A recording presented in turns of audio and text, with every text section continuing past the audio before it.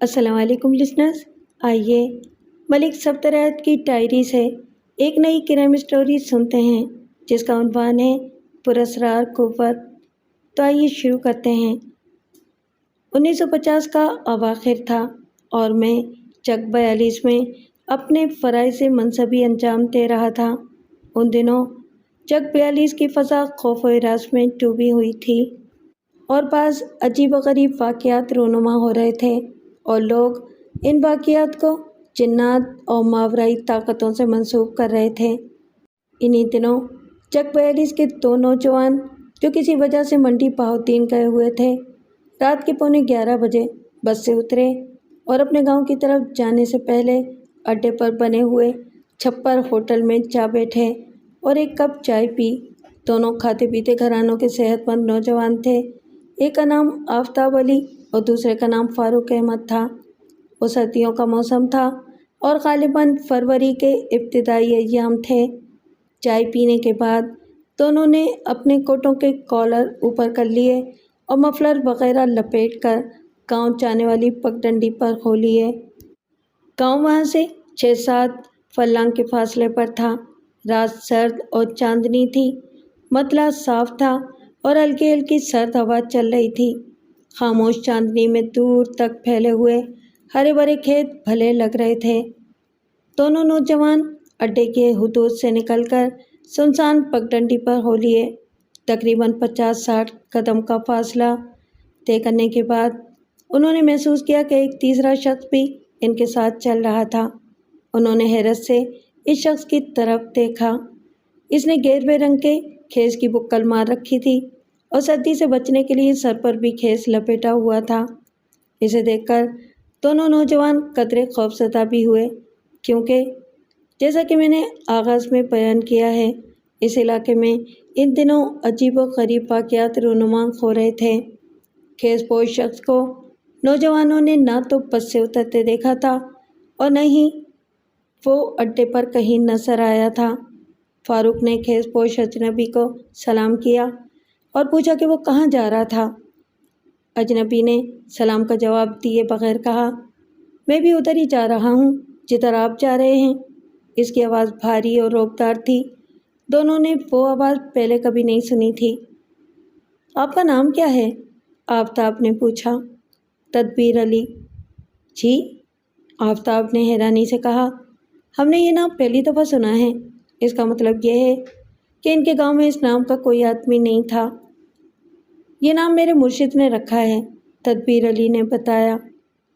دونوں نوجوان اجنبی کی شکل دیکھنا چاہتے تھے، لیکن سرِ راہ اتفاقیہ ملاقات کے دوران ایسا مطالبہ کرنا تہذیب کے خلاف تھا، اس لیے وہ چپ رہے۔ ان کے بیان کے مطابق تدبیر علی نامی اجنبی درمیانے اور مضبوط جسم کا شخص معلوم ہوتا تھا۔ یہ بات اس کی چال اور ڈھیل ڈول سے ظاہر ہوتی تھی۔ اس کی عمر ان کے اندازے کے مطابق 30 سال سے زیادہ نہیں تھی۔ کچھ دیر تک تینوں خاموشی سے چلتے رہے۔ آج سردی بہت ہے، فاروق نے خاموشی توڑتے ہوئے کہا، لیکن کسی نے اس کی بات پر تبصرہ نہیں کیا۔ مجھے قبرستان سے بہت ڈر لگتا ہے، اچانک تدبیر علی نے کہا۔ کہتے ہیں رات کے وقت قبرستان سے دور رہنا چاہیے۔ یہ بات غالباً اس نے اس لیے کہی تھی کہ آگے کچھ فاصلے پر ایک پرانا قبرستان تھا اور یہ قبرستان ان کے راستے میں پڑتا تھا۔ ہر آدمی نے ایک دن قبر میں جانا ہے، فاروق نے کہا۔ قبر میں جانے سے پہلے آدمی کم از کم 2 حصوں میں تقسیم ہو جاتا ہے، اس لیے پہلے سے زیادہ خوفناک ہو جاتا ہے۔ 2 حصے؟ کون سے 2 حصے؟ میں جسم اور روح کی بات کر رہا ہوں۔ یہ 2 تو بڑے حصے ہیں، اب اللہ ہی بہتر جانے کہ روح کتنے حصوں میں تقسیم ہو جاتی ہے۔ روح کے حصے کیسے ہو سکتے ہیں؟ آفتاب نے کہا، یہ سوچنا ہی فضول ہے کہ روح بھی تقسیم ہو سکتی ہے۔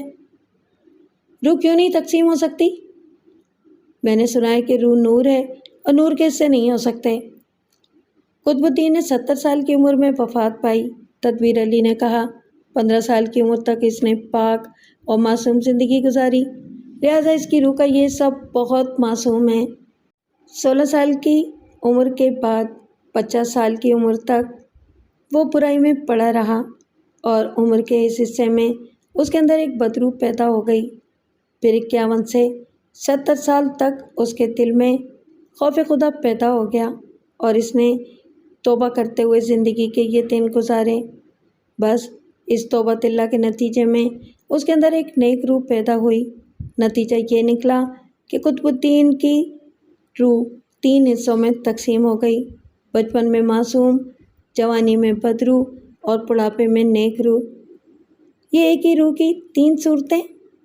یہ محض آپ کا اندازہ ہے، آپ اس کو دلیل سے ثابت نہیں کر سکتے۔ آپ اپنی دلیل کو ثابت کر سکتے ہیں؟ کیوں نہیں؟ قطب الدین کا ایک بچپن کا دوست تھا کبیر الدین۔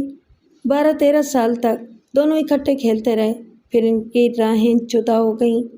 دونوں بڑے گہرے دوست تھے اور جدا ہو گئے۔ دونوں ایک دوسرے کو بہت یاد کرتے تھے۔ بچپن سے لے کر 15 سال کی عمر تک بڑی صاف ستھری زندگی انہوں نے گزاری، اور پھر جوان ہونے کے بعد وہ بری صحبت میں پڑ گیا اور رفتہ رفتہ ڈاکو بن گیا۔ آپ کبھی ڈاکو کی بات تو نہیں کر رہے؟ ہاں، اسی کی بات کر رہا ہوں۔ آپ کو یہ بات یقیناً معلوم ہوگی کہ چند سال پہلے ڈاکو کبیر کو سزائے موت ہو گئی تھی، کیونکہ اس نے ڈکیتیوں کے دوران قتل بھی کیے تھے۔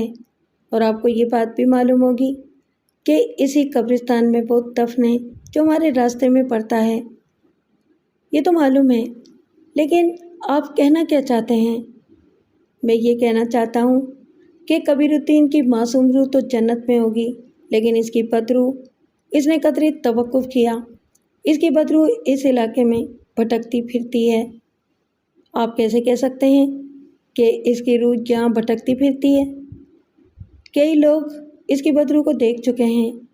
وہ رات کے وقت انسان کے روپ میں آ جاتی ہے اور اکا دکا لوگوں کو تنگ کرتی ہے۔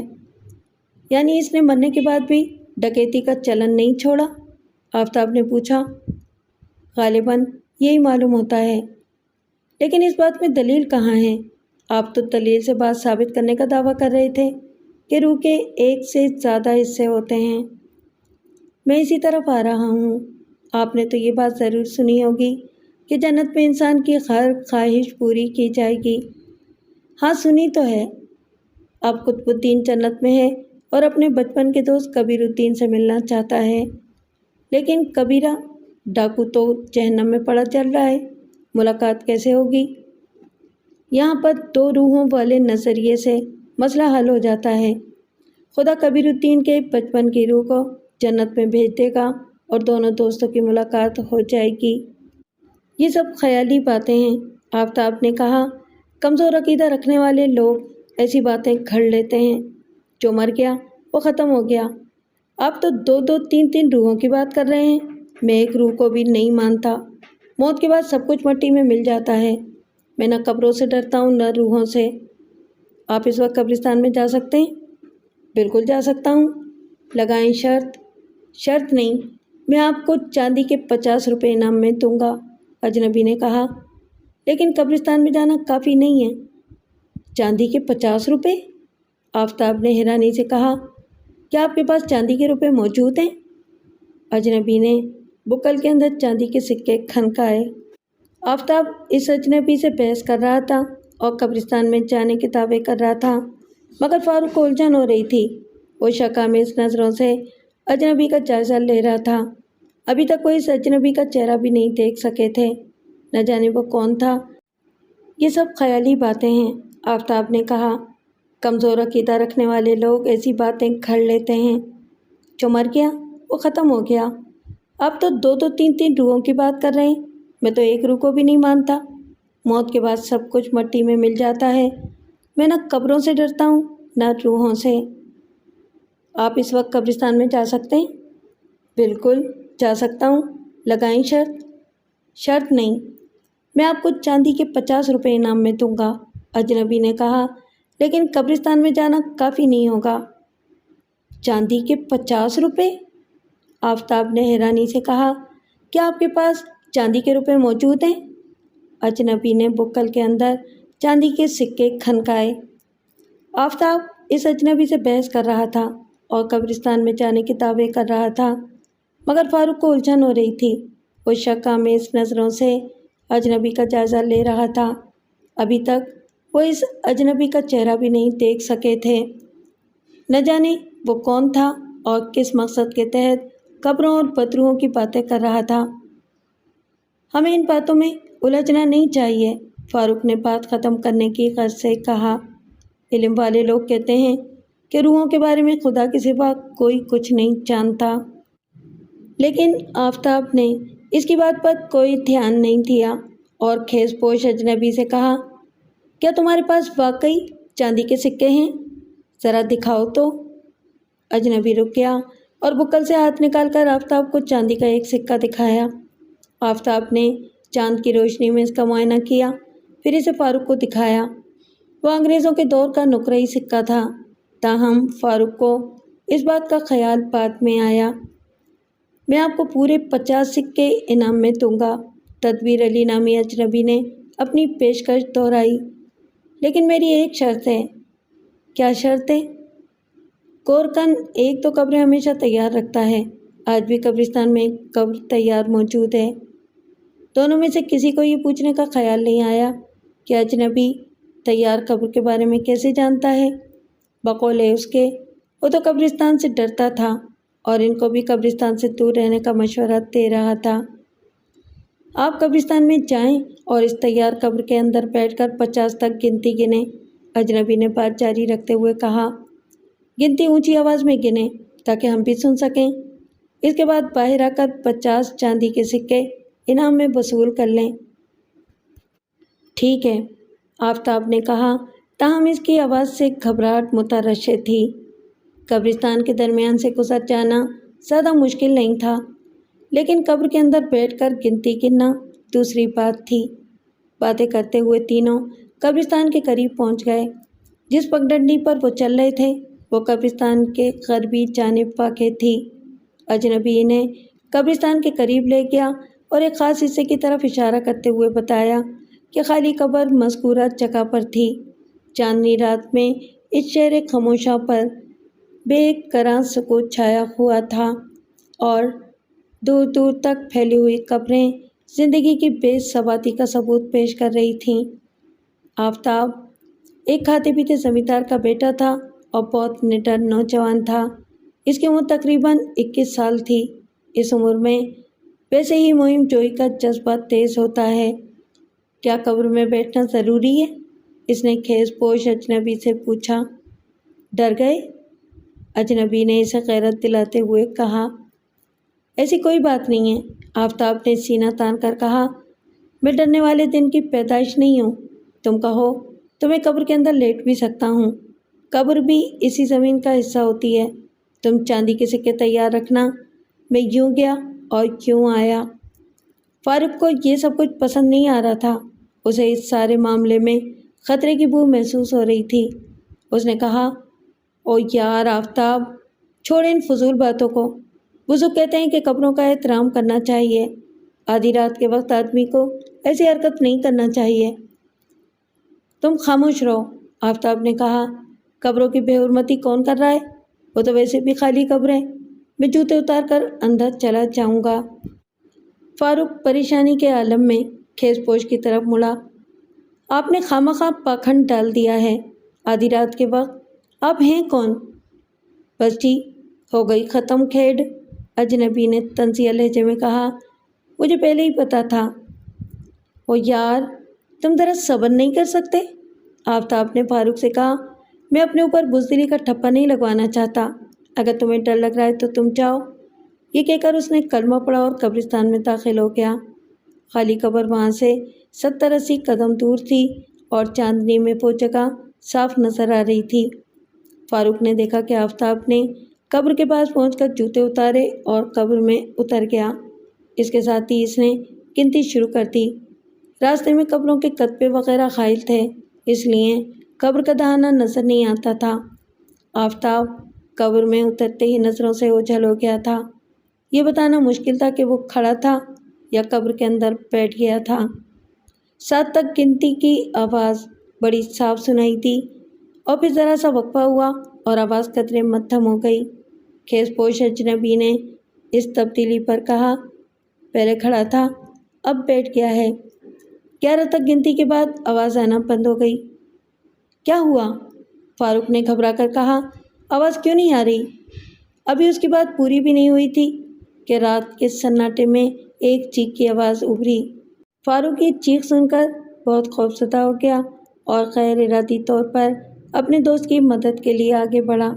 تبھی اس نے آفتاب کو قبر سے باہر نکل کر آتے ہوئے دیکھا۔ وہ گرتا پڑتا اور ہانپتا ہوا اس طرف آ رہا تھا۔ وہ اپنے جوتے بھی پیچھے چھوڑ آیا تھا اور مسلسل چیخ رہا تھا۔ وہ راستے میں 2-3 مرتبہ گرا تھا۔ فاروق کے پاس پہنچ کر بھی وہ پھر گر پڑا۔ کیا ہوا؟ کیا ہوا؟ فاروق نے اٹھانے کی کوشش کی اور اجنبی کی طرف دیکھے بغیر کہا، میری مدد کریں، پتہ نہیں اس کو کیا ہو گیا ہے۔ لیکن اجنبی کی طرف سے کوئی جواب نہیں آیا۔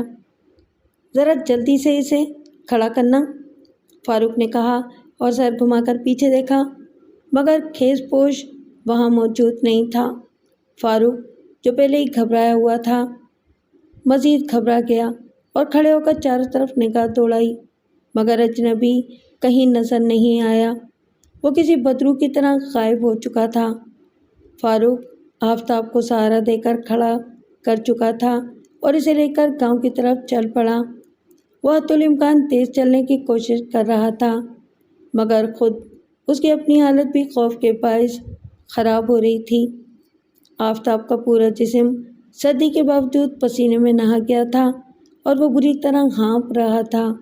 اس نے اٹک اٹک کر جو بات بتائی اس کا خلاصہ یہ تھا۔ قبر میں اترنے کے بعد اس نے کھڑے کھڑے گنتی شروع کر دی، لیکن تھوڑی دیر بعد اس کے کانوں میں آواز آئی، بیٹھ جاؤ۔ آواز بھاری اور مدھم تھی۔ چونکہ وہ اونچی آواز میں گنتی گن رہا تھا اس لیے وہ آواز کی سمت کا صحیح اندازہ نہیں لگا سکا۔ اس نے یہی خیال کیا کہ خیز پوش اجنبی نے اسے بیٹھنے کے لیے کہا تھا۔ بس وہ شرط کے مطابق قبر میں بیٹھ گیا اور گنتی جاری رکھی۔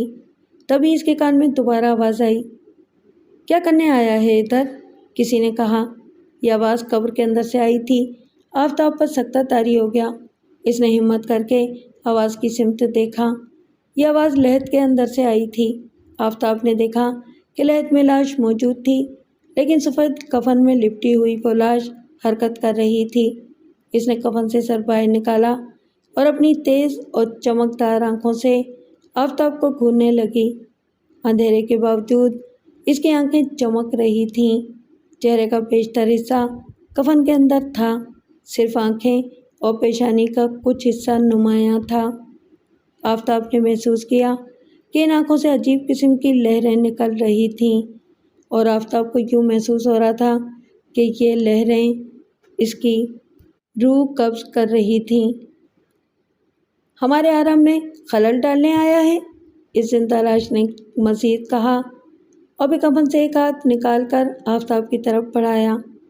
آفتاب کی چیخ نکل گئی اور لمحے بھر کے لیے اس کی آنکھیں بند ہو گئیں۔ اس کے ساتھ ہی لہروں کا وہ رابطہ جو آنکھوں کی راہ سے اس میں داخل ہو رہا تھا منقطع ہو گیا، اور آفتاب پر طاری ہونے والی کیفیت میں بھی تعطل پیدا ہو گیا۔ بس اس نے اس مہلت کو کافی جانا اور قبر سے نکل بھاگا، تاہم لفظوں کا وہ جادو اپنا کام کر چکا تھا۔ گاؤں کے قریب آفتاب کو خون کی الٹی آئی اور اس نے چند ساعتوں کے اندر اندر دم توڑ دیا۔ یہ تمام واقعات صبح میرے علم میں آئے۔ شبینہ پولیس نے شک کی بنا پر فاروق کو حوالات میں روک رکھا تھا۔ وہ 22-23 سال کا ایک نوجوان تھا۔ رات کے واقعات نے اس کے اعصاب پر گہرا اثر ڈالا تھا اور اسے رات بھر نیند نہیں آئی تھی۔ وہ پڑھا لکھا نوجوان تھا، غالباً میٹرک تھا، اور اس نے کچھ دینی علم بھی حاصل کیا تھا۔ اس نے پوری وضاحت سے رات کے سارے واقعات میرے سامنے بیان کیے، اور میرے اندازے کے مطابق اس نے کچھ مبالغہ آمیزی سے بھی کام لیا، مگر غلط بیانی نہیں کی تھی۔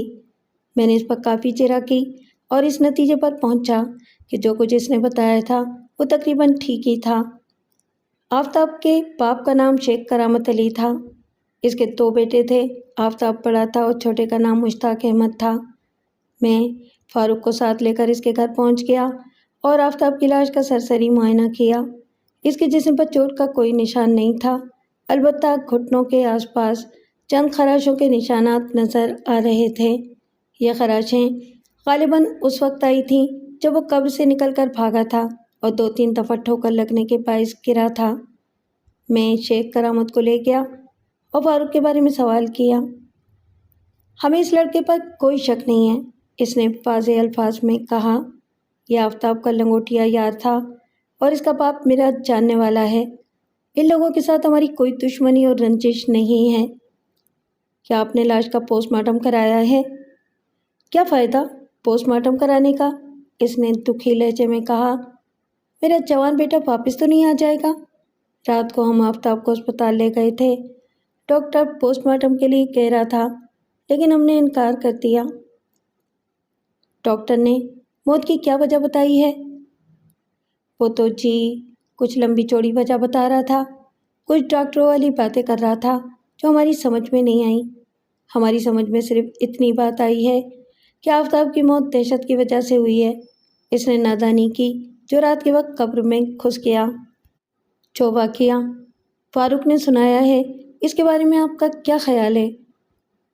اس نے جھوٹ نہیں بولا۔ اس خیز پوش اور قبر والی لاش کے بارے میں آپ کیا کہتے ہیں؟ لوگ کہتے ہیں کہ کبیرے ڈاکو کی روح لڑکوں کے پیچھے لگ گئی تھی۔ آپ خود سوچیں، آج کل چاندی کے روپے کہاں ہوتے ہیں؟ شیخ صاحب، آپ اس بارے میں اچھی طرح غور کریں۔ اس وقت آپ بہت دکھی ہیں، اس لیے میں زیادہ سوال جواب نہیں کرتا، لیکن میرا خیال ہے کہ اس ساری کارروائی کے پیچھے کوئی گہری سازش ہے۔ ہو سکتا ہے کہ اس سازش کے پیچھے کسی دشمن کا ہاتھ ہو۔ اگر آپ کو کوئی بات یاد آئے تو مجھے اطلاع کر دیں۔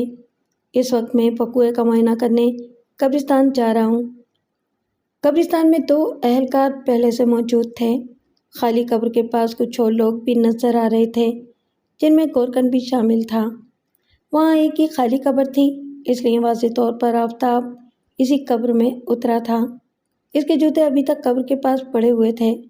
ڈیوٹی پر موجود حوالدار نے مجھے بتایا کہ اس نے کسی شخص کو قبر کے پاس جانے نہیں دیا تھا۔ ویسے بھی رات کے واقعے کی وجہ سے لوگ خوفزدہ تھے اور قبر کے قریب جاتے ہوئے گھبرا رہے تھے۔ میں نے گورکھن سے چند باتیں کی اور جوتے اتار کر قبر کے اندر اتر گیا۔ لحد کے اندر ایک ٹاٹ اور ایک لکڑی کا پرانا سا تختہ پڑا تھا۔ قبر میں پیروں کے چند نشانات نظر آ رہے تھے جو غالباً آفتاب کے پیروں کے تھے۔ میں نے گورکھن سے ٹاٹ اور تختے کے بارے میں پوچھا۔ یہ تختہ تو میں نے ہی رکھا تھا، گورکھن نے جواب دیا، تاکہ لحد میں مٹی نہ چلی جائے، مگر اس ٹاٹ کے بارے میں تو مجھے کچھ پتہ نہیں ہے۔ میں نے ٹاٹ ہٹا کر لحد کی زمین کا بغور معائنہ کیا، پھر گورکھن کو اندر بلا کر پوچھا، جب تم نے لحد تیار کی تھی تو کیا اس کی زمین ایسی ہی تھی؟ نا جی، اس وقت یہ جگہ ایسی نہیں تھی، اس نے زمین کا جائزہ لینے کے بعد کہا۔ اپنا فروخ باؤ ٹھیک ہی کہتا ہے، اس میں ضرور کوئی موجود تھا۔ شاید لاش ہی ہوئے۔ اگر اس میں لاش تھی تو کہاں گئی؟ رب ہی جانے۔ لوگ کہتے ہیں کہ وہ کوئی بدرو تھی۔ قبر کا معائنہ کرنے کے بعد ہم باہر آ گئے۔ یہ کل خور ہے جی، گورکھن نے تأمل کرتے ہوئے کہا۔ اگر اجازت ہو تو بتاؤں؟ کیا بات ہے؟ 1-2 دفعہ میں نے بھی بدرو دیکھی تھی، اس نے کہا، بس سچی گل یہ ہے کہ اس نے مجھے کبھی نقصان نہیں پہنچایا۔ تم نے بھی روح دیکھی تھی؟ کیسی تھی وہ روح؟ کوئی 10-12 دن پہلے مجھے ادھر کام کرتے ہوئے دیر ہو گئی۔ آپ کو تو پتہ ہی ہے کہ سردیوں میں خنیرا جلدی پھیل جاتا ہے۔ میں اپنی کدال کندھے پر رکھ کے ابھی 4 قدم ہی چلا تھا کہ ایک کالی سی شے نظر آئی۔ وہ ادھر سے قبرستان میں گھسی اور سیدھی ادھر قبر میں گھس گئی۔ کون سی قبر میں؟ میں نے پوچھا۔ اس قبر میں، اس نے خالی قبر کے ساتھ والی قبر کی طرف اشارہ کیا۔ اس وقت یہ قبر خالی تھی، اب اس میں نظام الدین لغات دفن ہے۔ پچھلے جمعے اس کا انتقال ہو گیا تھا۔ پھر کیا ہوا؟ ہونا کیا تھا؟ میں 2-4 گھڑی قبر کو دیکھتا رہا، پھر واپس چلا گیا۔ ہو سکتا ہے وہ کوئی جنگلی جانور ہو۔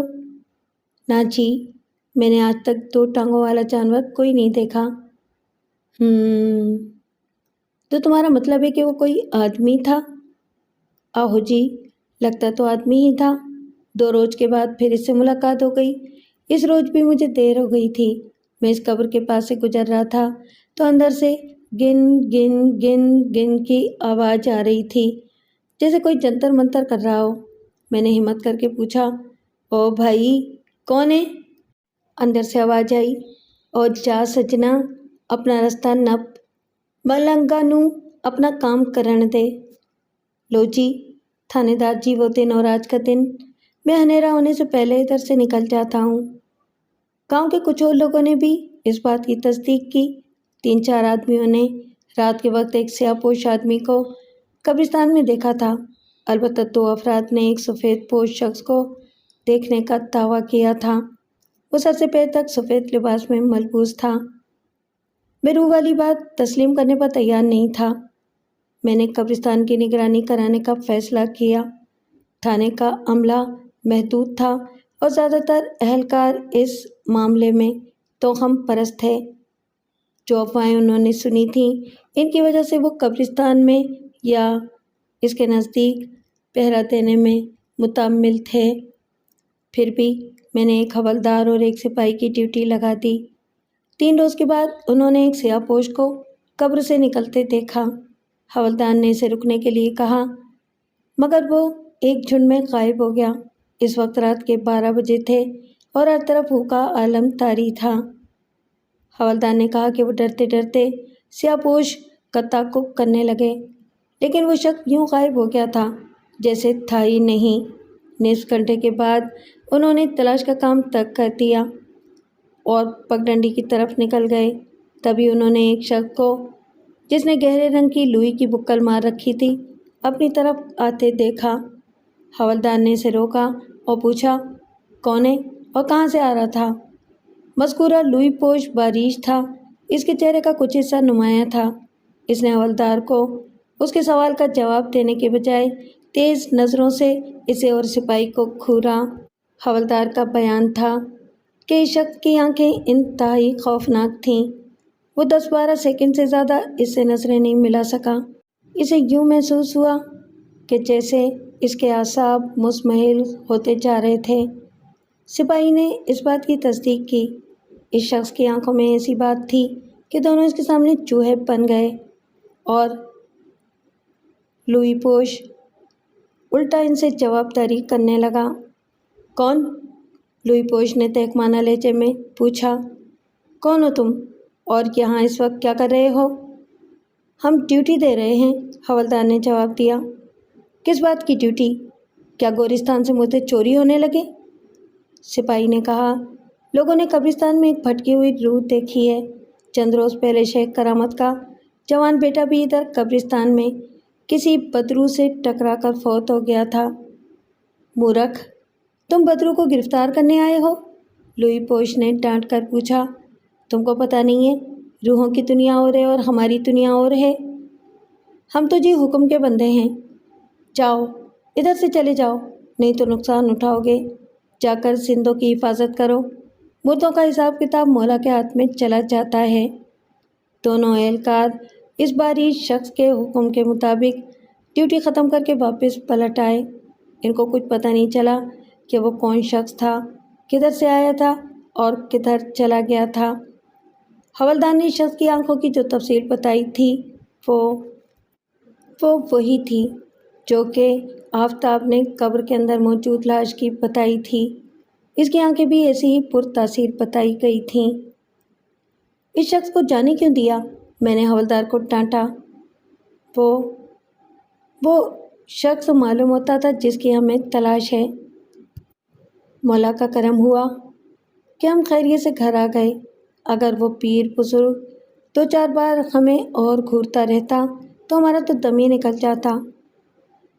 तुम कम से कम उसका पीछा तो करते, सिपाही ने कहा। मेरा तो ख्याल है कि वो शैतानी रूह थी। अगर हम इसकी बात न मानते तो पता नहीं वो हमारा क्या खशर करती।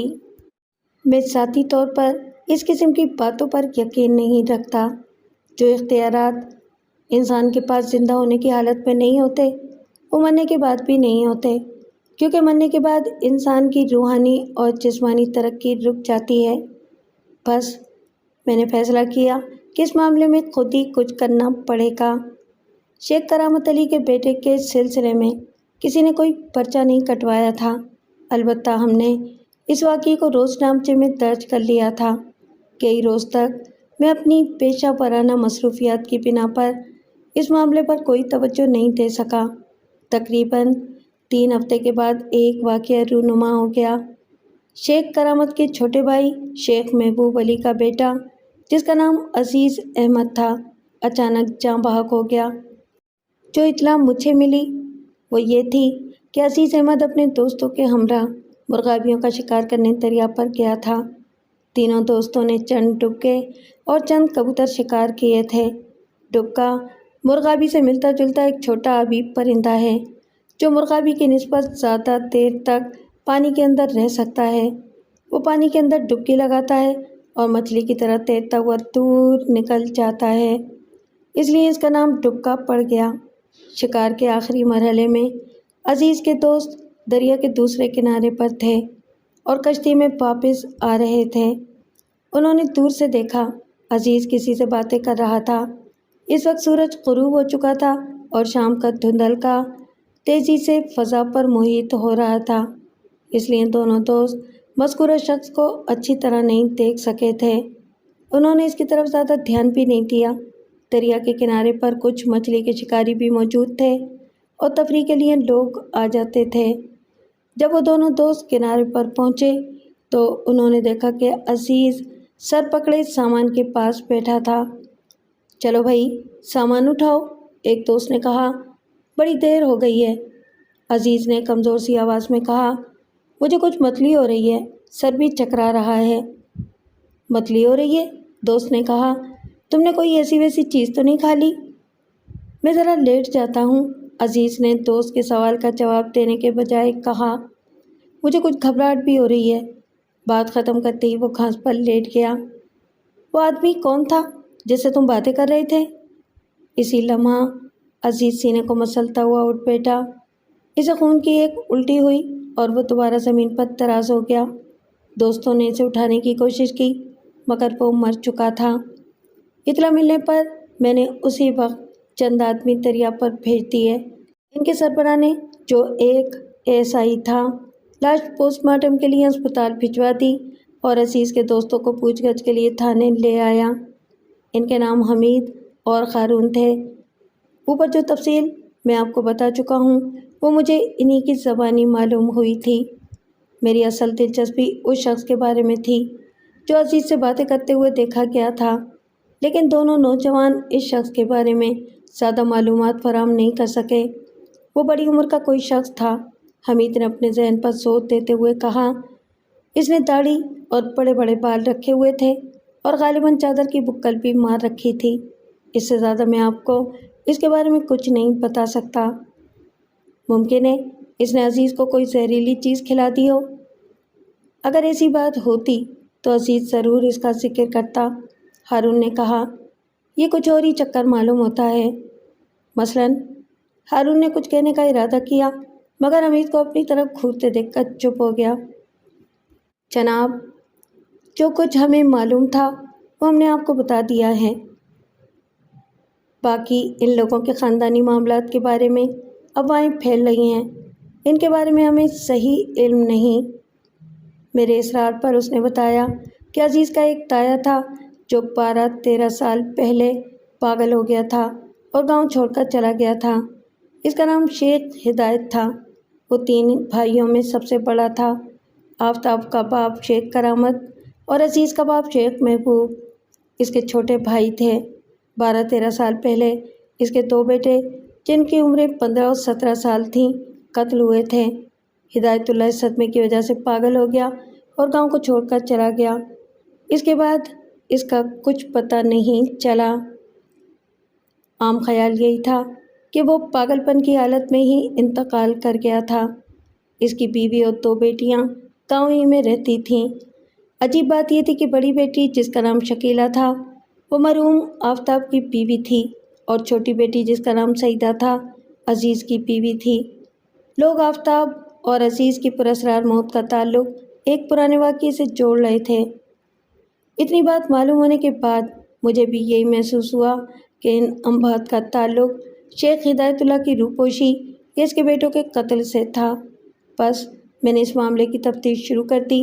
میں شیخ ہدایت اللہ کے پرانے دوستوں سے ملا جنہوں نے مجھے کافی معلومات فراہم کی۔ میں شیخ کرامت اور شیخ محبوب علی سے بھی ملا، مگر انہوں نے اس معاملے پر بات کرنا پسند نہیں کیا۔ شیخ ہدایت اللہ کی بیوی کا نام منصور بی بی تھا۔ مجھے پتہ چلا کہ وہ 2 کمروں کے ایک کچے مکان میں رہتی تھی اور نہایت قسم پرسی کی زندگی گزار رہی تھی۔ میں اس کے گھر پہنچ گیا۔ وہ 55-56 سال کی پڑھی لکھی اور جہاندیدہ عورت تھی۔ اس کے گھر میں 2-3 چارپائیوں اور ضرورت کی چند چیزوں کے سوا کچھ نہیں تھا۔ اس کے چہرے پر دکھوں کی لکیروں کے ساتھ مجھے صبر اور استقامت کی لکیریں بھی دکھائی دیں۔ اس نے مجھے موڑے پر بٹھایا اور چند رسمی کلمات کے بعد میرے لیے لسی لے آئی۔ جب میں نے لسی کا پہلا گھونٹ لیا تو پتہ چلا کہ وہ نمکین لسی تھی۔ ملک صاحب، معاف کرنا، میرے پاس شکر ختم ہو گئی تھی، اس لیے میں نمک ڈال لائی ہوں، اس نے میرے تاثرات دیکھ کر کہا۔ کوئی بات نہیں، میں نے کہا، نمک کا اپنا ذائقہ ہوتا ہے اور میرا خیال ہے کہ نمک کی شکر سے زیادہ اہمیت ہے۔ کسی نے کبھی شکر حرام نہیں کہا، نمک حرامی کہا جاتا ہے۔ سنا ہے آپ نے میرے آدمی کے بارے میں پوچھ گچھ کی ہے اور پوچھ گچھ کرتے پھر رہے ہیں، اس نے کہا۔ کیا آپ کو اس کی کوئی خبر ملی ہے؟ کچھ افواہیں سننے میں آ رہی ہیں۔ آپ کا گھر اور رہن سہن دیکھ کر مجھے افسوس ہو رہا ہے۔ آپ کے دونوں دیور تو حویلیوں میں رہتے ہیں اور آپ کی دونوں بیٹیاں ان کی بہویں ہیں۔ اتنی بڑی جائیداد میں آپ کے آدمی کا کوئی حصہ نہیں تھا؟ اس نے ایک آنکھ کھینچتے ہوئے کہا، یہ ساری تباہی اسی جائیداد کی وجہ سے ہے۔ مرد ختم ہو گئے، بیٹیوں کو دیوروں نے زبردستی اپنے گھروں کی نوکرانیاں بنا لیا۔ اس کے بعد کون سی جائیداد اور کس کی جائیداد؟ آپ کی بیٹیوں کی شادیاں رضامندی سے نہیں ہوئی تھی؟ ملک صاحب، جہاں جائیداد کا معاملہ ہو وہاں رضامندی کوئی نہیں دیکھتا۔ دیوروں کو یہ خطرہ تھا کہ اگر میں نے بیٹیوں کی شادیاں کہیں اور کر دیں تو جائیداد کا حصہ دینا پڑ جائے گا۔ جب تک میری بیٹیاں چھوٹی تھیں تو مجھے بھی حویلی میں رہنے کی اجازت تھی، لیکن جب انہوں نے بیٹیوں کو اپنی بہویں بنا لیا تو مجھے دھکا دے دیا۔ اس کی آواز بھرا گئی۔ رب جس حال میں رکھے، آدمی کو خوش رہنا چاہیے۔ دنیا کا کوئی کام اس کی مرضی کے بغیر نہیں ہوتا۔ آپ کی بیٹیوں کی شادیاں کب ہوئی ہیں؟ ابھی 1 سال بھی نہیں ہوا۔ کوئی بچہ وغیرہ؟ ابھی کوئی بچہ وغیرہ نہیں ہوا اور اب کوئی امید بھی نہیں۔ آفتاب اور عزیز کی موت کے بارے میں آپ کا کیا خیال ہے؟ میں کیا کہہ سکتی ہوں جی، رب کو یہی منظور تھا۔ میرے سوالات کے جواب میں اس نے جو کہانی سنائی وہ بہت افسوسناک تھی۔ اس کا کچھ حصہ میں دوسرے لوگوں کی زبانی بھی سن چکا تھا۔ کہانی بہت لمبی چوڑی تھی اور اس کا کچھ حصہ مجھے یاد بھی نہیں رہا۔ میں اسے مختصر کر کے آپ کے سامنے پیش کرتا ہوں۔ اس بات پر تقریباً سب لوگ متفق تھے کہ شیخ ہدایت اللہ با اخلاق اور شریف آدمی تھا۔ کسی نے اس کو غصے میں آپے سے باہر ہوتے نہیں دیکھا تھا۔ وہ بڑی سے بڑی بات تحمل سے سنتا تھا اور ہمیشہ اپنا لہجہ دھیما رکھتا تھا۔ باپ کی وفات کے بعد اس نے جائیداد کی تقسیم کی بات نہیں کی اور جذبہ خیر سگالی کے طور پر زمینوں کا سارا انتظام چھوٹے بھائیوں کے سپرد کر دیا اور خود جائیداد وغیرہ کی نگرانی کا کام سنبھال لیا۔ اس کی خواہش تھی کہ جس طرح باپ کی زندگی میں سب بہن بھائی مل جل کر رہتے تھے اسی طرح رہتے رہیں۔ باپ کی زندگی میں 2 بھائیوں اور 1 بہن کی شادی ہو چکی تھی۔ چھوٹے بھائی محبوب علی اور چھوٹی بہن حبیبہ کی شادی نہیں ہوئی تھی۔ باپ کی وفات کے 2 سال بعد حبیبہ کی شادی کی تاریخ مقرر کر دی گئی۔ بڑی بہن کا نام ساجدہ تھا۔ باپ نے شادی سے پہلے 5 مربع زمین اس کے نام لگا دی تھی۔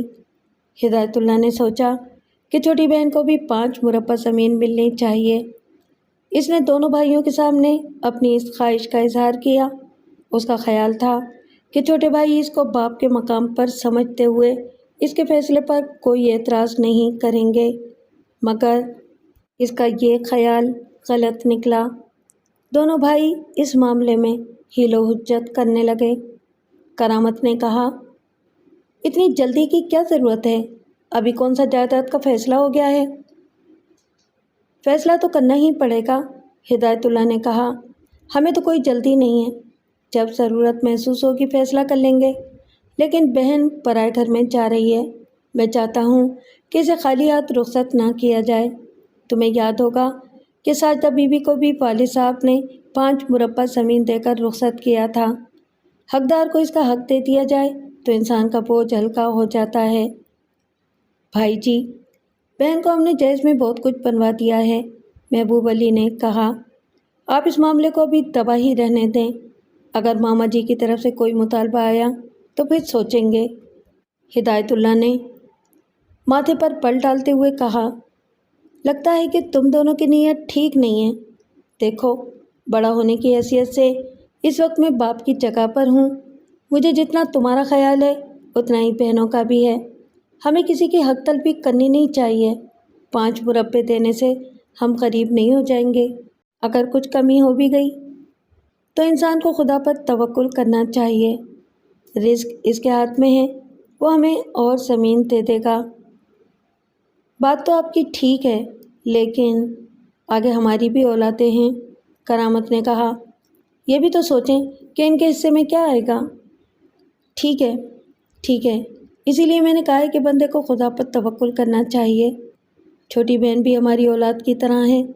جس طرح آج ہمیں اپنی اولاد کی فکر ہے، اسی طرح کسی وقت ابا جی کو بھی اپنی اولاد کی فکر تھی۔ یہ ساری زمینیں تو ابا جی کی تھی نا، ہمیں کیا حق پہنچتا ہے کہ ہم ان کی بیٹی کو، جو ہماری بہن بھی ہے، اس کے حصے سے محروم رکھیں۔ اس بات پر کئی روز تک بحث ہوتی رہی، مگر کوئی نتیجہ نہیں نکلا۔ دونوں بھائی اپنی بات پر اڑ گئے۔ وہ بار بار یہی کہتے تھے کہ جب جائیداد تقسیم ہوگی تب دیکھا جائے گا۔ ان کی اس تکرار سے تنگ آ کر ہدایت اللہ نے کہا، میری تو یہ خواہش تھی کہ ہم تینوں بھائی فی الحال جائیداد کی تقسیم نہ کریں اور مل جل کر رہتے رہیں، لیکن اگر تمہاری یہی ضد ہے تو پھر جائیداد تقسیم کر لینی ہی بہتر ہے۔ کیا مطلب؟ دونوں بھائیوں نے بیک زبان ہو کر کہا۔ مطلب یہ کہ ہم تینوں کو بھی اپنا اپنا حصہ لے کر الگ ہو جانا چاہیے۔ میں 2-4 روز کے اندر پٹواری سے بات کروں گا، اور یہ سوچ لو کہ بٹوارے کی صورت میں بہنوں کا حصہ 5-5 مربع زمین سے زیادہ ہی بنے گا۔ دونوں بھائی یہ بات سن کر پریشان ہو گئے۔ کرامت نے کہا، اگر بٹوارا ہو گیا تو ہمارے ہاتھ کیا آئے گا؟ جس کا جتنا حصہ ہوگا وہ اس کو مل جائے گا۔ دونوں بھائیوں کو بڑے بھائی کا یہ فیصلہ پسند نہیں آیا۔ وہ کئی روز تک بھائی کو سمجھانے کی کوشش کرتے رہے۔ انہوں نے گاؤں کے بڑوں کو بھی بیچ میں ڈالا، مگر ہدایت اللہ اپنا فیصلہ بدلنے پر تیار نہ ہوا۔ بس دونوں چھوٹے بھائیوں نے کوئی اور طریقہ سوچنا شروع کر دیا۔ ہدایت اللہ کے 2 بیٹے تھے اور دونوں شہر میں تعلیم حاصل کر رہے تھے۔ بڑے کا نام نصیر اللہ تھا، وہ کالج میں پڑھتا تھا۔ چھوٹا میٹرک میں پڑھتا تھا، اس کا نام فرید اللہ تھا۔ دونوں ہاسٹل میں رہتے تھے اور مہینے میں 1 آدھ چکر گاؤں کا ضرور لگاتے تھے۔ دونوں ذہین اور خوبصورت جوان تھے اور توقع تھی کہ وہ تعلیمی میدان میں خوب ترقی کریں گے۔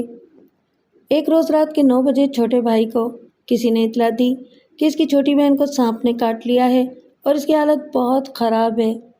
اطلاع دینے والا گاؤں کا باشندہ تھا، مگر فرید اللہ کے لیے اجنبی تھا۔ فرید اللہ نے بڑے بھائی کو اس امر کی اطلاع دی اور دونوں اسی وقت گاؤں جانے کے لیے تیار ہو گئے۔ ان کے وہم و گمان میں بھی نہیں تھا کہ ان کے خلاف کیا سازش کی جا رہی تھی۔ دونوں اسی وقت تیار ہو کر لاریوں کے اڈے پر پہنچے اور گاؤں جانے کے لیے بس میں سوار ہو گئے۔ تقریباً 11:15 بجے بس نے انہیں گاؤں پہنچا دیا۔ انہوں نے اپنا مختصر سامان اٹھایا اور گاؤں جانے والی پگڈنڈی پر کھو لیے۔ وہ سردیوں کا موسم تھا اور پگڈنڈی دور دور تک سنسان پڑی تھی۔ جب دونوں قبرستان کے پاس پہنچے تو جھاڑیوں میں چھپے ہوئے نصف درجن آدمیوں نے ان پر لاٹھیوں سے حملہ کر دیا اور اس وقت تک لاٹھیاں برساتے رہے جب تک کہ انہیں ان کی موت کا یقین نہیں ہو گیا۔ دونوں لڑکوں کی لاشیں ساری رات سنسان پگڈنڈی پر پڑی رہیں۔ الگ صبح ایک راہگیر نے لاشیں دیکھیں اور گاؤں میں اطلاع دی۔ اس کے ساتھ ہی پورے گاؤں میں کوہرام مچ گیا۔ ہدایت اللہ نے جوان بیٹوں کی لاشیں دیکھیں تو اس پر سکتہ طاری ہو گیا۔ لوگ کہتے ہیں کہ وہ بالکل چپ ہی ہو گیا اور تعزیت کرنے والوں سے کہتا، اللہ کی امانت تھی، اللہ نے واپس لے لی۔ کئی روز تک اس کی یہی حالت رہی۔ کسی نے اس کی آنکھ سے آنسو کا ایک قطرہ تک ٹپکتے نہیں دیکھا تھا۔ لیکن جوان بیٹوں کی موت کا صدمہ معمولی نہیں ہوتا۔ یہ ایسا صدمہ ہے جو ساری زندگی انسان کا پیچھا نہیں چھوڑتا۔ دن کی تنہائی ہو یا رات کا تاریکیاں، انسان مرنے والوں کو یاد کر کے اندر ہی اندر کھلتا رہتا ہے۔ ہدایت علی کے لیے بھی یہ دوہرا صدمہ تھا، کیونکہ قرائن سے یہ ظاہر ہوتا تھا کہ فرید اللہ اور نصیر اللہ کو اس کے بھائیوں نے جائیداد کی وجہ سے قتل کرایا تھا۔ یہ واردات میری آمد سے قبل کی تھی۔ لوگوں کا کہنا تھا کہ پولیس نے اس سلسلے میں کوئی خاص کارروائی نہیں کی تھی۔ اس کی وجہ یہ بھی تھی کہ ہدایت اللہ نے مجرموں کی گرفتاری کے سلسلے میں کوئی دلچسپی نہیں لی تھی، نہ ہی اس نے کسی پر الزام لگایا تھا۔ لہٰذا پولیس نے قتل کی اس واردات کو نامعلوم رہزنوں کے کھاتے میں ڈال کر داخل دفتر کر دیا۔ کہتے ہیں کہ 15-20 دن کے بعد ہدایت اللہ اس ناقابل برداشت صدمے کی وجہ سے پاگل ہو گیا۔ وہ دن کے وقت گاؤں کی گلیوں میں آوارہ پھرتا رہتا اور رات کے وقت قبرستان کی طرف نکل جاتا۔ بھائیوں نے اس کا علاج کرانے کی کوشش نہیں کی۔ اسی طرح آوارہ گردی کرتے کرتے ایک دن وہ گاؤں سے نکل گیا اور دوبارہ واپس نہیں آیا۔ شوہر کی روپوشی کے بعد منظور بی بی کی حویلی میں کوئی حیثیت نہ رہی۔ اس کی بیٹیاں اس وقت بہت کم عمر تھیں۔ حویلی میں ان کی ضروریات پوری ہو جاتی تھیں، مگر ان کو کسی معاملے میں شامل نہیں کیا جاتا تھا، نہ ہی ان کو کوئی اہمیت باقی رہی تھی۔ دونوں لڑکیوں کو اسکول سے اٹھا لیا گیا تھا اور ان سے گھر کے کام کرائے جاتے تھے۔ چند سال بعد یہ فرض کر لیا گیا کہ ہدایت اللہ یا تو فوت ہو گیا تھا یا اور کسی نے اسے پاگل خانے میں داخل کرا دیا تھا۔ اس وجہ سے دونوں بھائی مطمئن تھے کہ بڑے بھائی کو جائیداد کا حصہ نہیں دینا پڑے گا۔ بیٹے ختم ہو گئے تھے اور بھائی پاگل ہو گیا تھا۔ بیٹیوں کی حیثیت حویلی کے نوکروں جیسی تھی، ان کو حصہ دینے کا تو سوال ہی پیدا نہیں ہوتا تھا۔ غالباً دونوں بھائی ان کو اپنی بہویں بنانے کا بھی کوئی ارادہ نہیں رکھتے تھے۔ ان کا یہی خیال ہوگا کہ وہ حویلی میں کام کرتے کرتے بوڑھی ہو جائیں گی، لیکن ایک دن ان کا یہ منصوبہ ناکام ہوتا نظر آنے لگا۔ تقریباً 1.5 سال پہلے صابر علی نامی ایک اجنبی شیخ کرامت کے پاس آیا اور کہا کہ وہ اس سے ایک ضروری بات کرنا چاہتا تھا۔ اس کی عمر 30-32 سال کے لگ بھگ تھی۔ اس نے داڑھی اور پٹے بال رکھے ہوئے تھے اور سر پر پگڑی باندھ رکھی تھی۔ کیا کام ہے؟ کرامت نے پوچھا، پھر خود ہی کہا، مسافر معلوم ہوتے ہو، شاید مدد مانگنے آئے ہو۔ مسافر تو میں ضرور ہوں اور رات میں نے مسجد میں گزاری ہے، لیکن میں مدد مانگنے نہیں آیا۔ صابر علی نے کہا، آپ چھوٹے شیخ صاحب کو بلا لیں، میں ایک پیغام لے کر آیا ہوں۔ پیغام؟ شیخ کرامت نے بھویں سکیڑی، کس کا پیغام؟ بڑے شیخ صاحب کا پیغام ہے۔ کون بڑے شیخ صاحب؟ شیخ ہدایت اللہ صاحب۔ تم بھائی جی کی بات کر رہے ہو؟ وہ زندہ ہیں؟ جی، اللہ کے فضل و کرم سے زندہ ہیں۔ شیخ کرامت کی سن کر پریشان ہو گیا۔ وہ صابر علی کو بیٹھک میں بٹھا کر اندر گیا اور چھوٹے بھائی کو ایک طرف لے جا کر کہا، ایک اجنبی آیا ہے، اپنا نام صابر علی بتاتا ہے اور کہتا ہے کہ اس کو بھائی جی نے بھیجا ہے۔ بھائی جی نے بھیجا ہے؟ محبوب علی بھی پریشان نظر آنے لگا۔ یہ 11-12 سال کے بعد بھائی جی کہاں سے نکل آئے؟ کہیں یہ کوئی فراڈ تو نہیں؟ لگتا تو نہیں۔ دونوں بھائی بیٹھک میں پہنچے اور صابر علی سے سوالات کرنے لگے۔ کرامت علی نے پوچھا، بھائی جی نے کیا پیغام دیا ہے؟ صابر علی نے گلا صاف کرتے ہوئے کہا، شیخ صاحب، ویسے تو میں آپ لوگوں سے چھوٹا ہوں، لیکن چند باتیں حکمت کی عرض کرنا چاہتا ہوں۔ پہلی بات تو یہ ہے کہ انسان کو اگر 1000 سال کی عمر بھی مل جائے تو وہ بھی ختم ہو جاتی ہے۔ یہ کائنات کروڑوں اربوں سال سے قائم ہے، لیکن ایک دن یہ بھی فنا ہو جائے گی۔ دوسری بات میں یہ عرض کرنا چاہتا ہوں کہ اولاد کو رزق حلال دے کر جانا چاہیے۔ جو شخص دوسروں کا حق مار کر اولاد کو دے جاتا ہے وہ نہ اپنا بھلا کرتا ہے اور نہ اولاد کا، اسے آخرت میں سزا ملتی ہے، اور اولاد کو اس مال حرام کی وجہ سے دنیا میں ہی سزا ملتی ہے۔ بھائی جی کہاں ہیں، کہاں پر ہیں، اور انہوں نے کیا پیغام دیا ہے؟ یہ بات مجھے بتانے کی اجازت نہیں ہے کہ وہ کہاں پر ہیں۔ پیغام انہوں نے یہ دیا ہے کہ جائیداد کے شریعت کے مطابق حصے کر دیے جائیں، اور گزشتہ 11.5-12 سال کے دوران جو آمدنی ہوئی ہے اس کا 5واں حصہ ان کی اہلیہ کو دے دیا جائے تاکہ وہ اس رقم سے بیٹیوں کی شادیوں کے لیے جہیز وغیرہ خرید سکیں۔ کرامت علی نے غصے سے کہا، میرا خیال ہے کہ بھائی جی کا دماغ ابھی تک ٹھیک نہیں ہوا۔ ان کا پیغام ہمیں مل گیا ہے، ان سے کہیں کہ خود آ کر بات کریں۔ بہت بہتر جناب عالی، صابر علی نے کہا، میں آپ کا جواب ان تک پہنچا دوں گا۔ ویسے میرا مشورہ یہ ہے کہ آپ اس بات کو معمولی نہ سمجھیں۔ محبوب علی نے پوچھا، کیا بھائی جی نے اپنی بیٹیوں کے رشتے کہیں طے کر دیے ہیں؟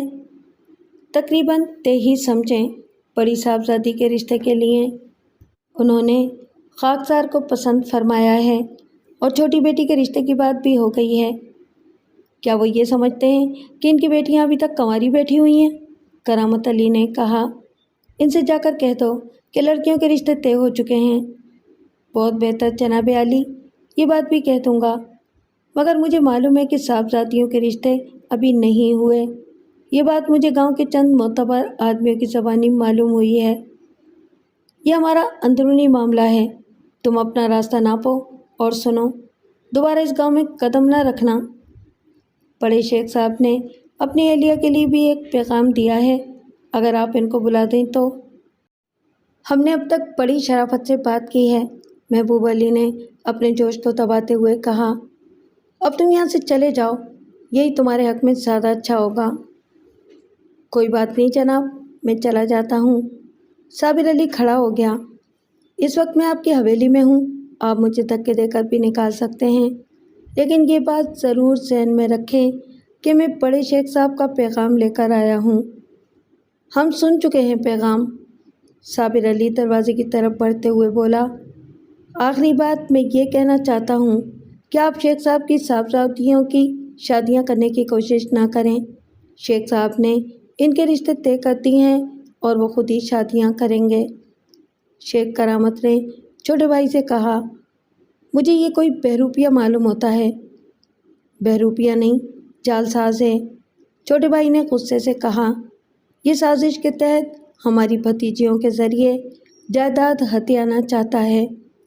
میرا خیال ہے کہ بھائی جی ابھی تک پوری طرح ٹھیک نہیں ہوئے، اگر ان کا دماغ ٹھیک ہوتا تو اس میراثی کو داماد بنانے کا خیال بھی دل میں نہ لاتے۔ شاید تم ٹھیک کہتے ہو، بڑے بھائی نے کہا، بلکہ مجھے ایک اور خیال آ رہا ہے، ہو سکتا ہے کہ بھائی صاحب فوت ہو چکے ہوں۔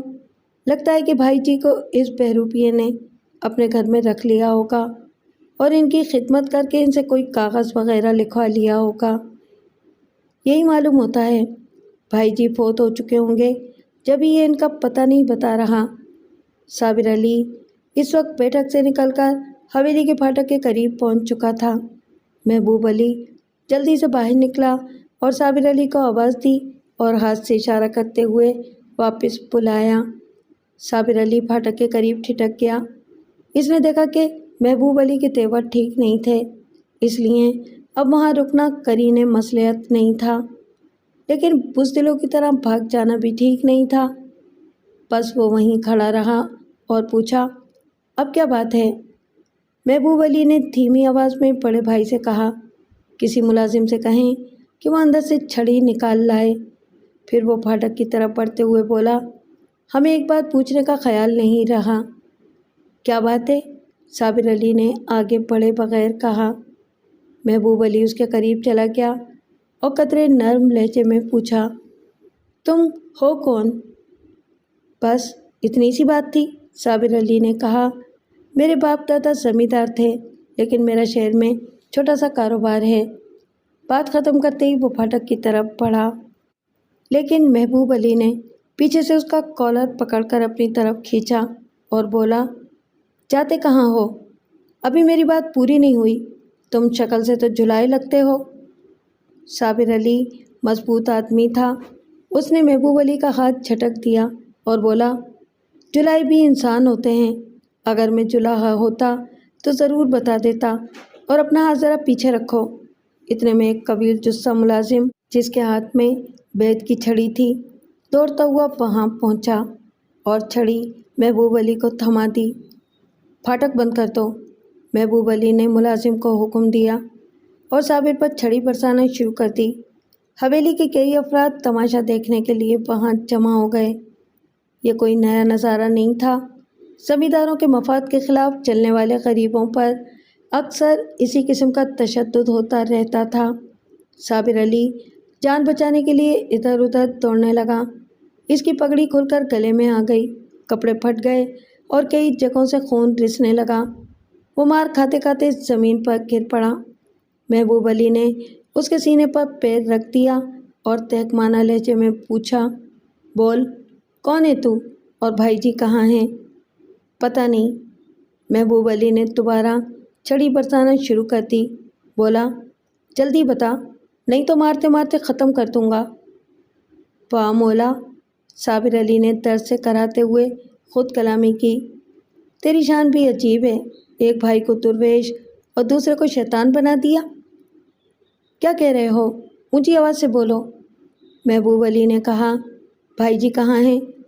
اب تو آپ مجھے مار ہی دیں تو اچھا ہے، صابر نے کہا، میں کسی بات کا جواب نہیں دوں گا۔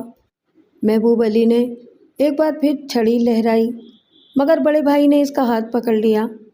بس اتنا ہی کافی ہے، اس نے کہا، مجھے امید ہے کہ یہ دوبارہ ادھر کا رخ نہیں کرے گا۔ محبوب علی نے زمین پر پڑے ہوئے صابر کو ٹھوکر ماری اور بڑبڑاتا ہوا پیچھے ہٹ گیا۔ صابر علی اٹھا اور اپنی پگڑی سر پر باندھتا ہوا پھاٹک سے باہر نکل گیا۔ وہ چلتے وقت لڑکھڑا رہا تھا اور اس کے منہ سے کراہنے کی آواز بھی نکل رہی تھی۔ دونوں بھائیوں کو اس کی باتوں نے پریشان کر دیا تھا، ان پر بے یقینی کی کیفیت طاری ہو گئی تھی۔ وہ خود کو یہ یقین دلانے کی کوشش کرتے رہے کہ ان کا بڑا بھائی مر کھپ چکا تھا اور صابر علی کوئی جعل ساز تھا جو موقع سے فائدہ اٹھانے کے لیے ان کے پاس آیا تھا۔ لیکن جب خطرے کا اشارہ مل چکا ہو تو سمجھدار آدمی فقط طفل تسلیوں پر راضی نہیں ہوا کرتا، وہ اپنی حفاظت کے لیے کوئی نہ کوئی پیش بندی ضرور کر لیتا ہے۔ ایک دن شیخ کرامت نے چھوٹے بھائی سے کہا، رات کو میں نے ایک ڈراؤنا خواب دیکھا ہے، ہمیں کوئی انتظام کر لینا چاہیے، ایسا نہ ہو کہ ہم غفلت میں مارے جائیں۔ کون سا انتظام؟ شیخ محبوب نے پوچھا۔ میرا مطلب ہے کہ اگر ہدایت بھائی واقعی زندہ ہوئے تو مسئلہ کھڑا ہو جائے گا۔ یہ بات تو مجھے بھی پریشان کر رہی ہے، سمجھ میں نہیں آتا کہ کیا کیا جائے۔ اگر بھائی جی زندہ ہوئے اور واپس آ گئے تو مجھے یقین ہے کہ سب سے پہلے وہ شکیلہ اور سعیدہ کی شادیاں کریں گے، اور دامادوں کے آنے کے بعد ان کی طاقت میں اضافہ ہو جائے گا۔ اس کے بعد وہ ایک بار پھر جائیداد کے بٹوارے کا مطالبہ کریں گے۔ پھر کیا کرنا چاہیے؟ میری سمجھ میں تو ایک ہی بات آتی ہے، دامادوں کا راستہ بند ہو جانا چاہیے۔ وہ کیسے؟ اپنے بیٹے کس دن کام آئیں گے؟ شکیلہ کو میں بہو بنا لیتا ہوں اور سعیدہ تمہاری بہو بن سکتی ہے، لیکن ان کی عمریں ہمارے بیٹوں سے زیادہ ہیں اور لڑکے ان کو پسند بھی نہیں کرتے۔ مجبوری میں کانی، گنجی اور لولی رنگی بھی قبول کرنی پڑتی ہے۔ ایک تو جائیداد کا مسئلہ حل ہو جائے گا اور دوسرے گھر میں مستقل 2 نوکرانیاں آ جائیں گی۔ جہاں تک لڑکوں کی پسند کا معاملہ ہے تو ان کو راضی کرنا ہمارا کام ہے۔ میری بات سمجھ رہے ہو نا؟ بات تو میں سمجھ گیا ہوں، لیکن اچھی طرح سوچ لیں، لڑکوں کے علاوہ بھرجائی کو بھی راضی کرنا پڑے گا۔ بھرجائی کی تم فکر نہیں کرو، وہ ہماری مرضی کے خلاف نہیں چل سکتی، बल्कि वो तो खुदा का शुक्र अदा करेगी कि लड़कियां अपने घरों की हो गईं।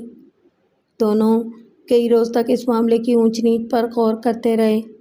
जब आफताब और अजीज़ को ये बात मालूम हुई तो उन्होंने दबी ज़बान से एतराज़ किया, और एतराज़ करना भी चाहिए था। दोनों बहनें इनसे 3-4 साल बड़ी थीं और वो इनको बाजी कहकर मुखातिब करते थे।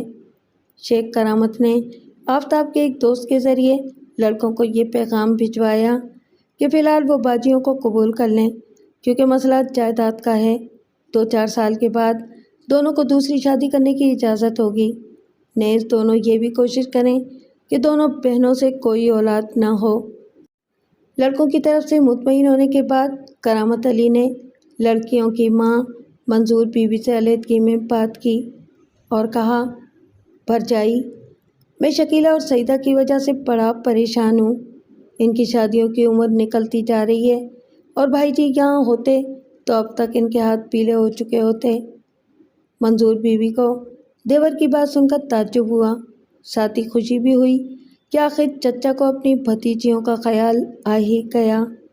लेकिन इसको ये बात मालूम न थी कि इस बात के पीछे गहरी साजिश चल रही थी। करामत भाई, परेशान तो मैं भी बहुत हूँ, मंजूर बीवी ने कहा, लेकिन मैं तो यही समझती हूँ कि आप हमें एक कोने में डालकर भूल गए हैं। भरजाई जी, ऐसा कैसे हो सकता है? शकीला और सईदा हमारी बेटियों जैसी हैं। दरअसल ज़मीनों की देखभाल से फुर्सत ही नहीं मिलती थी। अब आप ये बताएं कि कोई रिश्ते हैं आपकी नज़र में?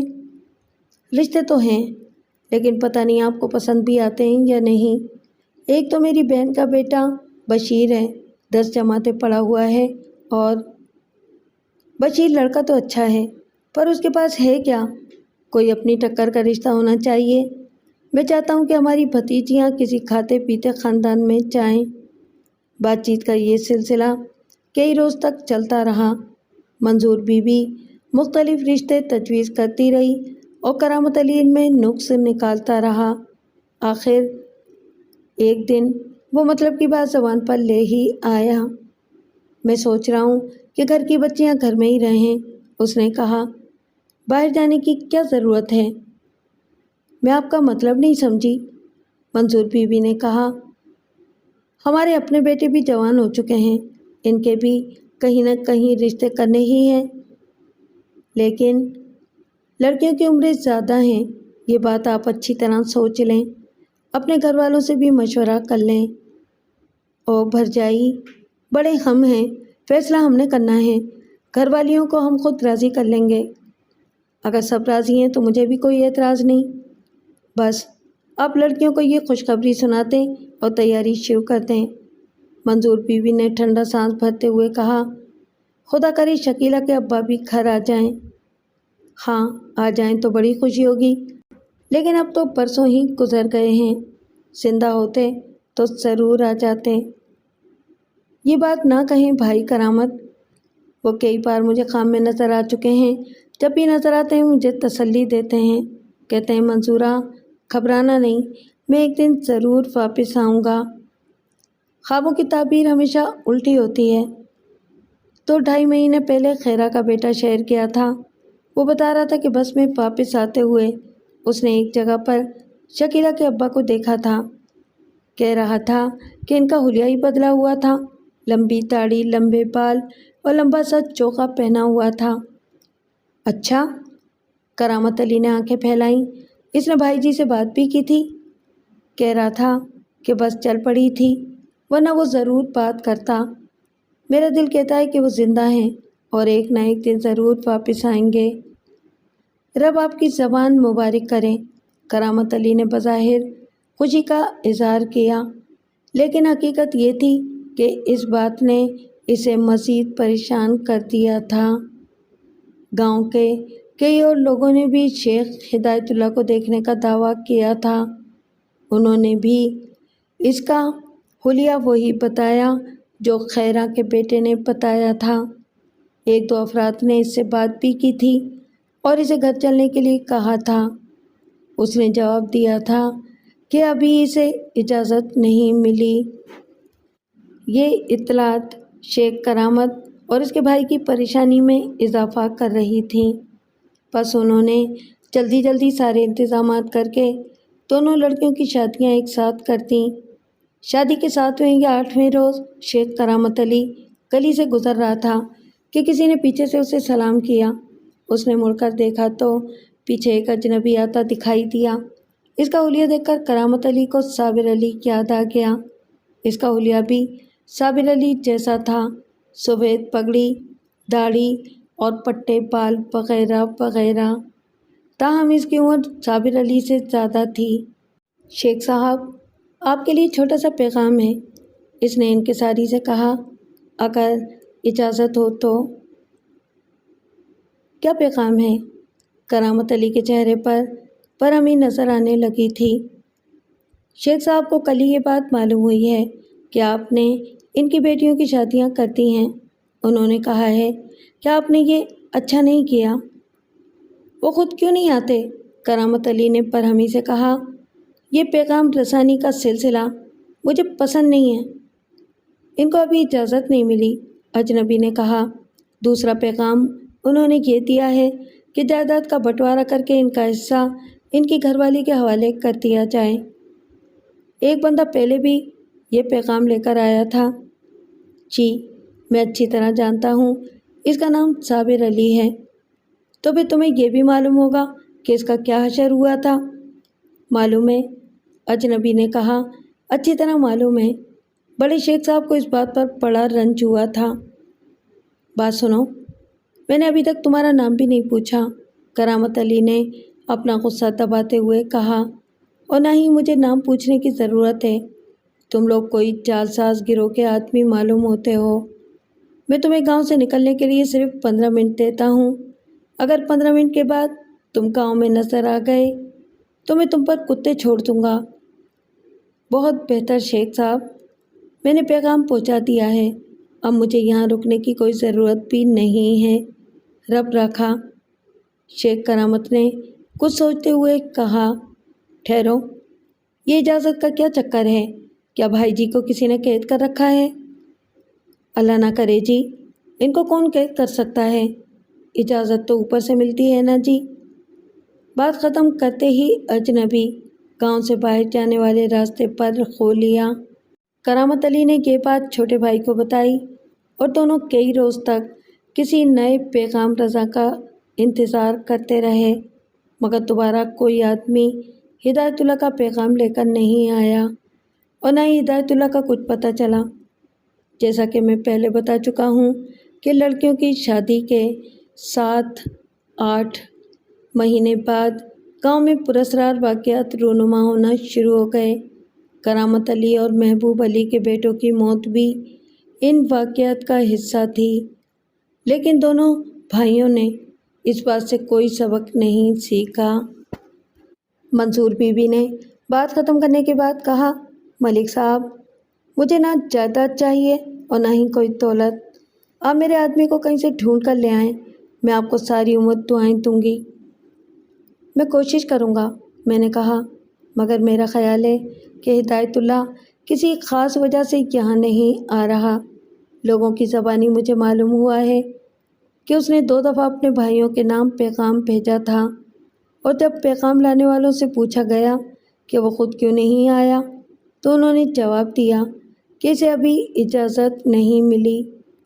لوگوں نے اس کا جو حلیہ وغیرہ بتایا ہے، اس سے اندازہ ہوتا ہے کہ وہ کسی پیر کا مرید بن گیا ہے۔ یہ باتیں میں نے بھی سنی ہیں۔ مجھے لگتا ہے کہ لوگ یوں ہی افواہیں پھیلاتے رہتے ہیں۔ میری بیٹیاں حویلی میں خوش نہیں ہیں۔ میری دیورانیاں اب ان کو زیادہ تنگ کرنے لگی ہیں، کہتی ہیں کہ وہ منحوس ہیں، ان کے بیٹوں کو کھا گئی ہیں۔ اب آپ اپنی بیٹیوں کو اپنے پاس لے آئیں۔ میں تو جی خود چٹنی اچار کھا کر گزارا کر رہی ہوں، بیٹیوں کو کہاں سے کھلاؤں گی؟ اس نے دکھی لہجے میں کہا، سوچتی ہوں کہ بیٹیاں حویلی میں کم از کم بھوکی تو نہیں سوتی نا۔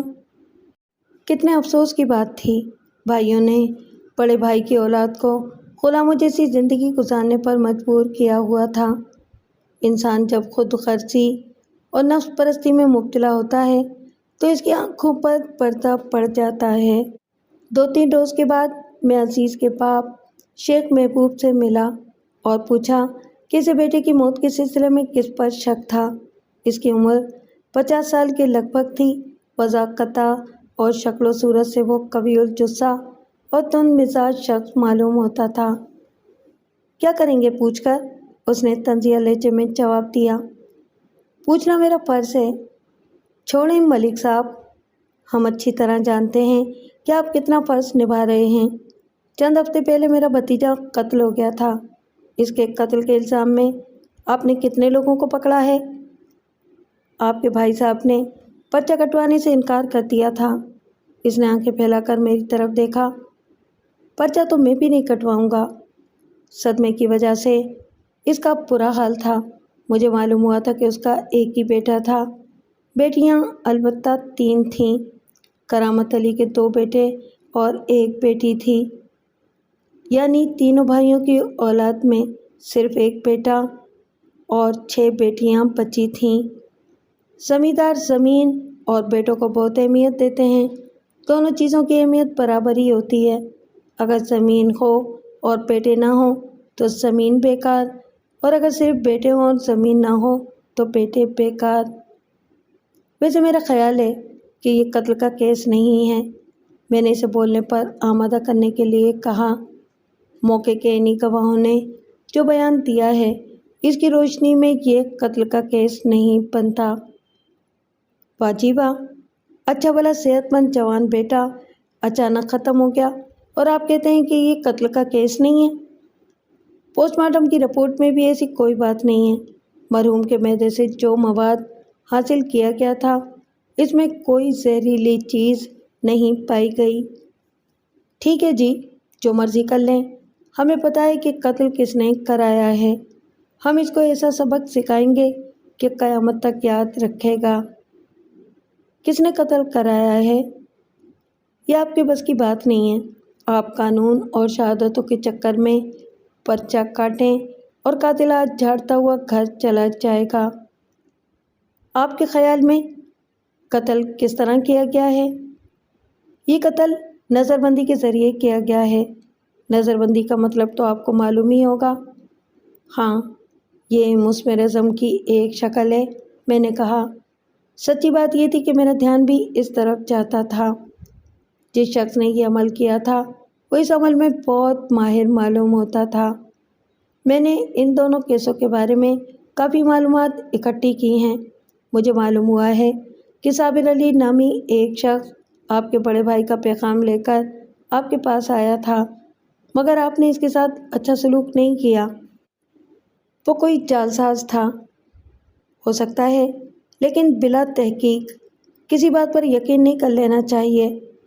وہ دوست کی حیثیت سے آپ کے پاس آیا تھا اور دشمن کی حیثیت سے واپس گیا تھا۔ ہم ایسے چھوٹے لوگوں کی پرواہ نہیں کیا کرتے۔ شیخ صاحب، انسان کو انسان کا خیال رکھنا چاہیے۔ جس کو آپ چھوٹا آدمی سمجھتے ہیں، اگر وہ دشمن بن جائے تو بہت خطرناک ثابت ہو سکتا ہے۔ مثال آپ کے سامنے ہے۔ اس نے آنکھیں پھیلائیں۔ آپ کا مطلب ہے کہ ان دونوں وارداتوں میں صابر علی کا ہاتھ ہے؟ اس امکان کو نظر انداز تو نہیں کیا جا سکتا۔ وہ ہولے ہولے سر ہلانے لگا۔ میرا قیاس یہ تھا کہ آفتاب اور فاروق کو سنسان پگڈنڈی پر جو اجنبی ملا تھا وہ صابر علی بھی ہو سکتا تھا۔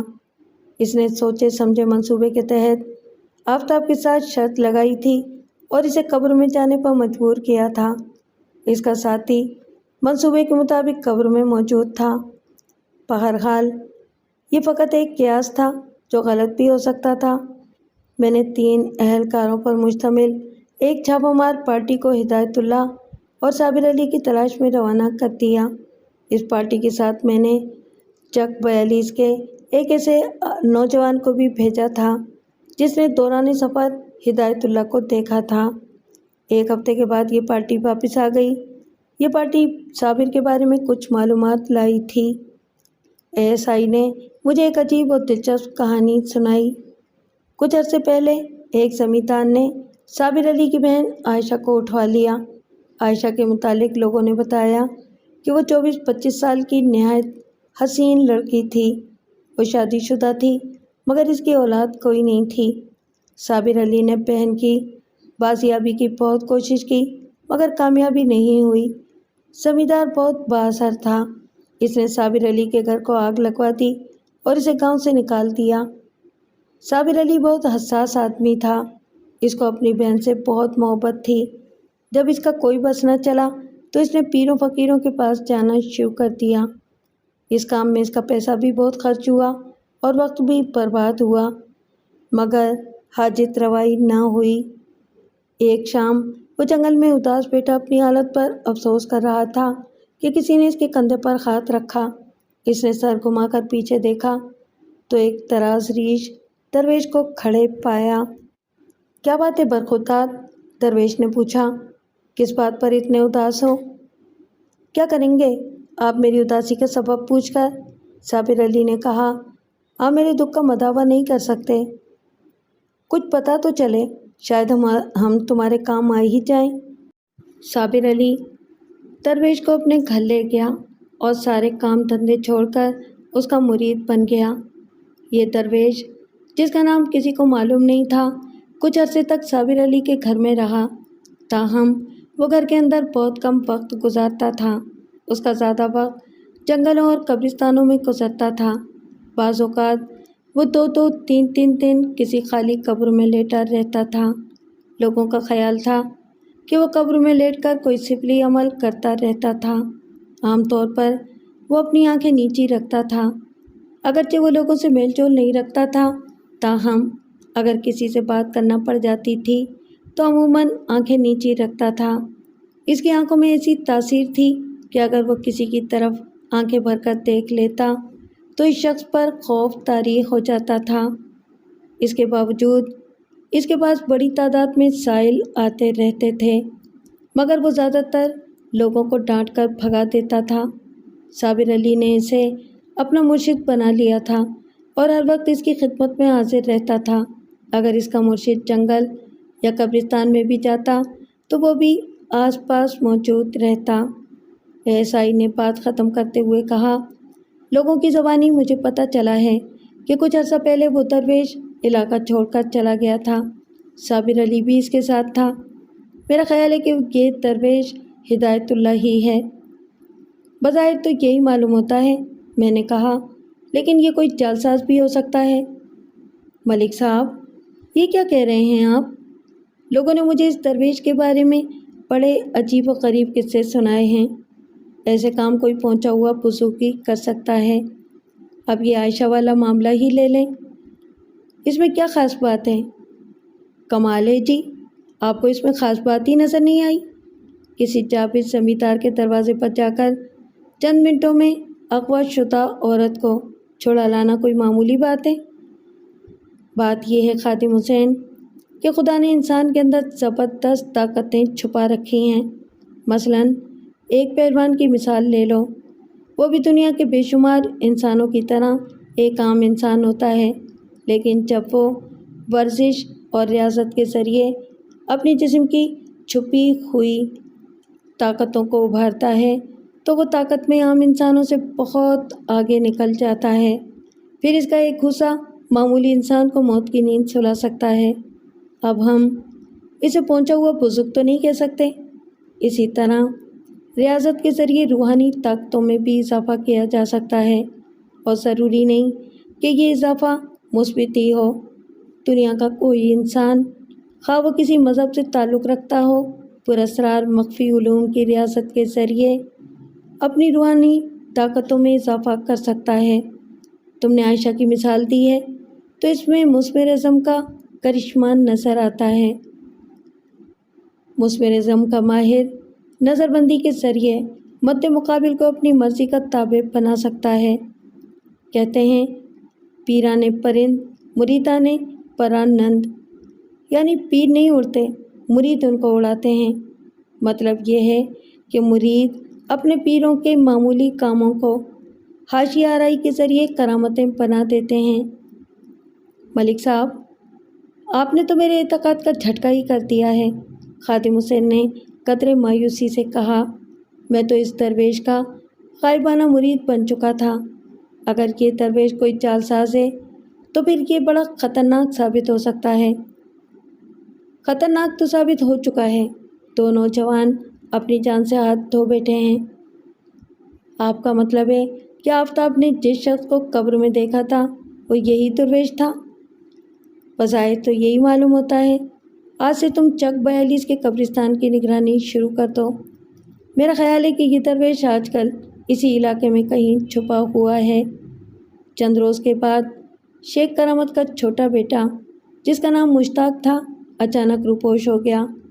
یہ لڑکا خاندان کا نام زندہ رکھنے کے لیے آخری امید تھا۔ شیخ کرامت کا بڑا برا حال تھا۔ وہ بیٹے کی تلاش میں مارا مارا پھر رہا تھا۔ اس دفعہ اس نے تھانے میں بھی پرچہ کٹوا دیا اور بڑی عاجزی سے یہ درخواست کی کہ میں اس کے بیٹے کو تلاش کرنے کے لیے پوری کوشش کروں۔ ملک صاحب، اگر میرا یہ بیٹا بھی مر گیا تو میں ختم ہو جاؤں گا، اس نے بڑے کرب سے کہا۔ میرا کچھ بھی باقی نہیں رہے گا۔ آپ پورے تھانے کو اس کام پر لگا دیں، میں آپ کو نہال کر دوں گا۔ شیخ صاحب، یہ نہال کرنے کی بات چھوڑیں، میں نے چپتے ہوئے لہجے میں کہا۔ جو شخص اپنے بھائی کے بیوی بچوں کو نہال نہ کر سکا وہ کسی اور کو کیا نہال کرے گا؟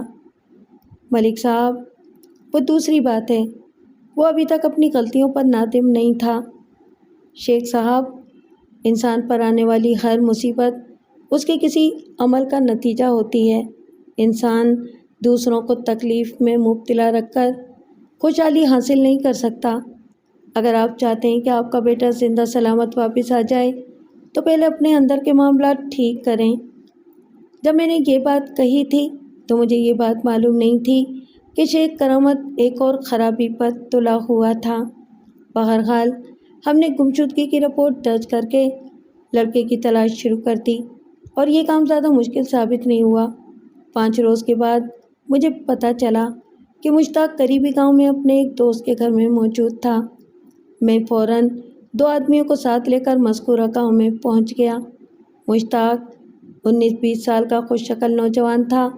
اس نے میرے سوال کے جواب میں کہا کہ وہ اپنی مرضی سے ادھر آیا تھا، کسی نے اس کو اغوا نہیں کیا تھا، نہ ہی کوئی اور بات تھی۔ تاہم میری تجربے کار نظریں بتا رہی تھیں کہ کوئی نہ کوئی بات ضرور تھی۔ لڑکا گھبرایا ہوا تھا اور کوئی بات چھپا رہا تھا۔ اوئے، تم کہتے ہو کہ کوئی بات نہیں ہے، تمہارے گھر میں تو کوہرام مچا ہوا ہے، میں نے سخت لہجے میں کہا۔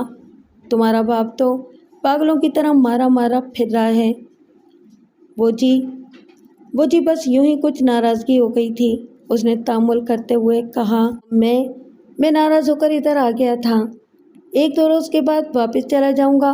آپ ابا جی کو تسلی دے دیں کہ میں خیریت سے ہوں۔ میں نے اندازہ لگایا کہ وہ واپس نہیں جانا چاہتا تھا، ہمیں چکمہ دے کر کہیں اور نکل جانا چاہتا تھا۔ برخوردار، تمہارے باپ نے رپورٹ درج کرائی ہے، ہم تمہیں گرفتار کر کے بھی لے جا سکتے ہیں۔ وہ میری منت کرنے لگا۔ اس پر کسی بات کا خوف طاری تھا اور یہ خوف اسے گھر جانے سے روک رہا تھا۔ میں اسے ایک طرف لے گیا اور تسلی دینے والے انداز میں کہا، دیکھو برخوردار، جو بھی بات ہے وہ مجھے بتا دو۔ اگر تمہیں کسی چیز سے خطرہ ہے یا تم سے کوئی غلطی ہو گئی ہو تو گھبراؤ نہیں، میں تمہاری مدد کروں گا، تمہارے باپ کو بھی سمجھاؤں گا۔ کافی سمجھانے بجھانے کے بعد وہ اصل بات بتانے پر راضی ہو گیا اور بولا، وہ جی بات یہ ہے جی کہ ابا جی میری شادی کرنا چاہتے ہیں۔ تو پھر میں جی اس شادی پر راضی نہیں ہوں۔ تمہیں لڑکی پسند نہیں ہے؟ اس نے اس بات میں سر ہلایا۔ کون ہے وہ لڑکی؟ میرے تایا کی بیٹی ہے، سعیدہ نام ہے اس کا۔ سعیدہ؟ میں نے یاد کرتے ہوئے کہا، تم عزیز کی بیوہ کی بات کر رہے ہو؟ ہاں جی، ابا جی جائیداد کی خاطر میری شادی سعیدہ سے کرنا چاہتے ہیں۔ وہ عمر میں مجھ سے بڑی ہے اور لوگ کہتے ہیں کہ منحوس بھی ہے۔ اگر میں نے اس سے شادی کی تو میرا حشر بھی وہی ہوگا جو آفتاب اور عزیز کا ہوا تھا۔ اس کی بات سن کر میں سوچ میں پڑ گیا۔ جب انسان کی عقل پر پردہ پڑ جائے تو وہ ایسی حرکتیں کرتا ہے۔ 2 لڑکوں کا حشر دیکھنے کے باوجود کرامت علی نے کوئی سبق نہیں سیکھا تھا۔ بات تو تمہاری ٹھیک ہے، میں نے کہا، لیکن یہ تمہارا خاندانی مسئلہ ہے۔ آپ نے میری مدد کرنے کا وعدہ کیا تھا۔ میں نے قدرے توقف کے بعد کہا، تم فی الحال ادھر ہی رہو، میں تمہارے باپ سے بات کروں گا، میرا خیال ہے کہ وہ مان جائے گا۔ ہم اسے گاؤں میں چھوڑ کر واپس آ گئے۔ اگلے روز شیخ کرامت تھانے میں آیا اور بیٹے کے بارے میں پوچھا۔ میں نے سنا ہے کہ آپ کا بیٹا گھر سے ناراض ہو کر کہیں چلا گیا ہے۔ میں نے کہا، بات کیا تھی؟ وہ اصل بات چھپانے کی کوشش کرنے لگا۔ شیخ صاحب، اس طرح بات نہیں بنے گی، میں نے کہا، آپ ہم سے مدد بھی مانگتے ہیں اور اصل بات چھپاتے بھی ہیں۔ اگر آپ نہیں بتانا چاہتے تو آپ کی مرضی، لیکن مجھے ساری بات معلوم ہو گئی ہے۔ میں آپ کو ایک بات بتا دیتا ہوں، اس معاملے میں آپ کے بیٹے نے زیادہ سمجھداری کا ثبوت دیا ہے۔ کس معاملے میں؟ وہ کچھ کھسیانہ سا ہو گیا۔ آپ بیٹے کی شادی سعیدہ سے کرنا چاہتے ہیں؟ او جی، میں چاہتا ہوں کہ گھر کی عزت گھر میں رہے۔ گھر کی عزت یا گھر کی جائیداد؟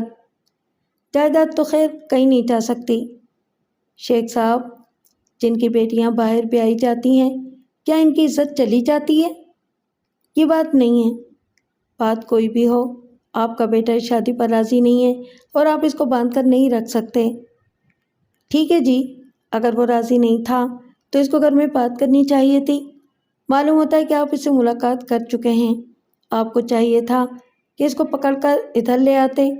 قدرے توقف کے بعد اس نے کہا، آپ مجھے اس کا ٹھکانہ بتا دیں، میں اس کی مرضی کے خلاف کوئی فیصلہ نہیں کروں گا۔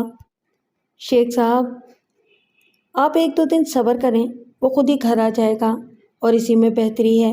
آپ اس کے پیچھے جائیں گے تو معاملہ بگڑ جائے گا۔ میں اسے پیغام بھیج دیتا ہوں۔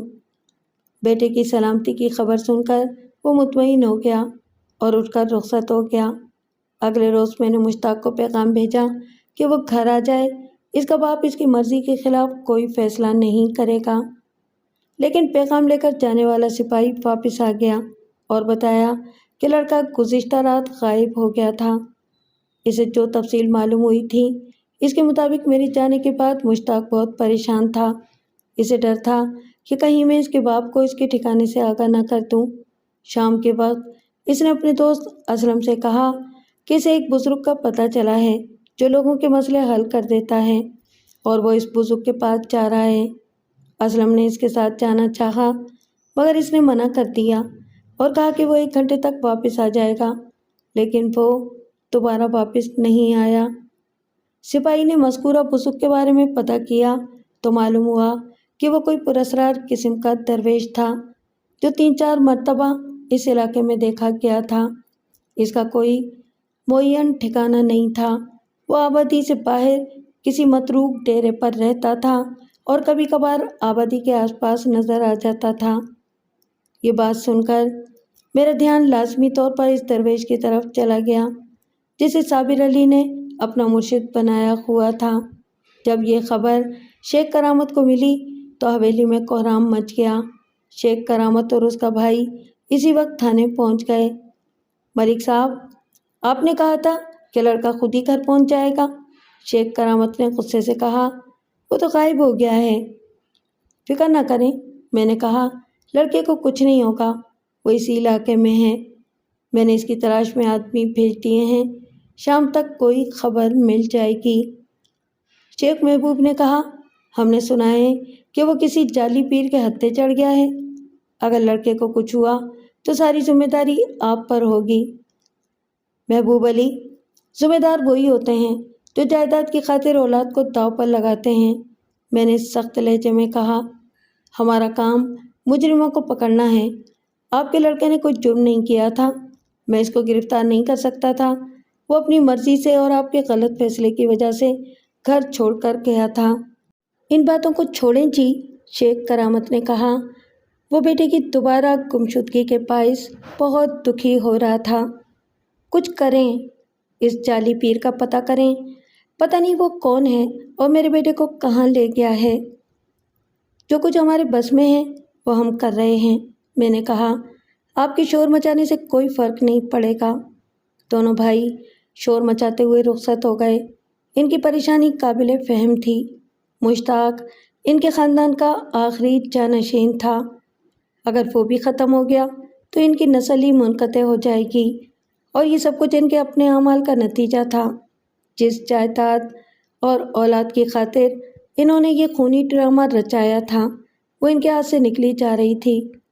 اس وقت شام کے 4 یا 5 بجے تھے۔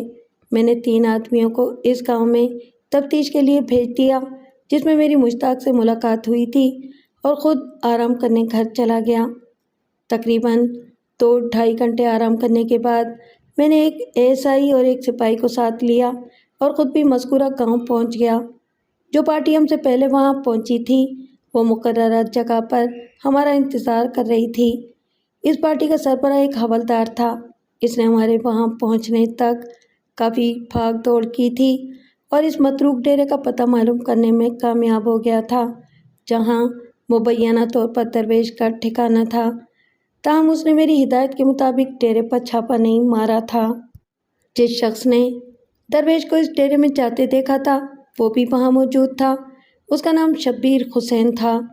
اس وقت رات کے 9 بجے تھے۔ گاؤں کے نمبردار نے ہمارے لیے کھانے کا انتظام کیا ہوا تھا، اس لیے ہمیں مزید رکنا پڑا۔ کھانے سے فارغ ہوتے ہوتے رات کے 10 بج گئے۔ شبیر حسین کے بیان کے مطابق ڈیرہ وہاں سے تقریباً 1.5 میل دور تھا۔ ابھی ہم روانگی کی تیاری ہی کر رہے تھے کہ شیخ کرامت علی ٹانگے میں وہاں پہنچ گیا۔ 2 آدمی اس کے ہمراہ تھے۔ غالباً کسی پولیس اہلکار کے ذریعے سے اس گاؤں کا پتہ چل گیا تھا۔ شیخ صاحب، آپ کو یہاں آنے کی ضرورت نہیں تھی، میں نے کہا۔ آپ دیکھ سکتے ہیں کہ ہم پوری ایمانداری سے اپنا فرض ادا کر رہے ہیں۔ ملک صاحب، اس وقت میرا دماغ کام نہیں کر رہا، اس نے کہا۔ جب تک میں اپنے بیٹے کی شکل نہیں دیکھ لوں گا مجھے چین نہیں آئے گا۔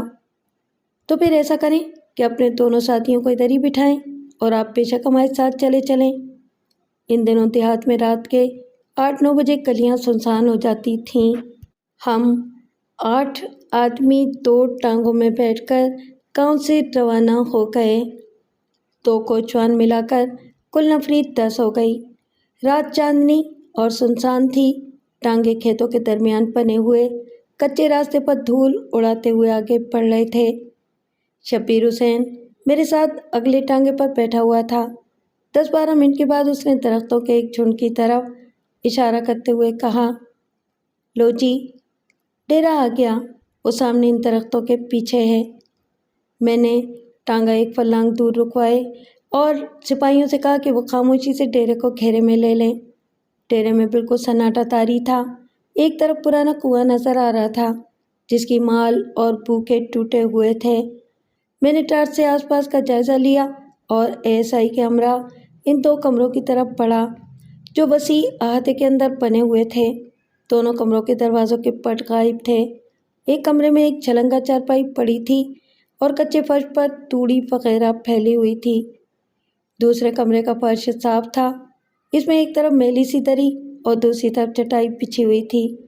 دیوار کے ساتھ ایک گھڑا، ایک لوٹا اور 2-3 برتن پڑے ہوئے تھے، لیکن اندر کوئی زیرو موجود نہیں تھا۔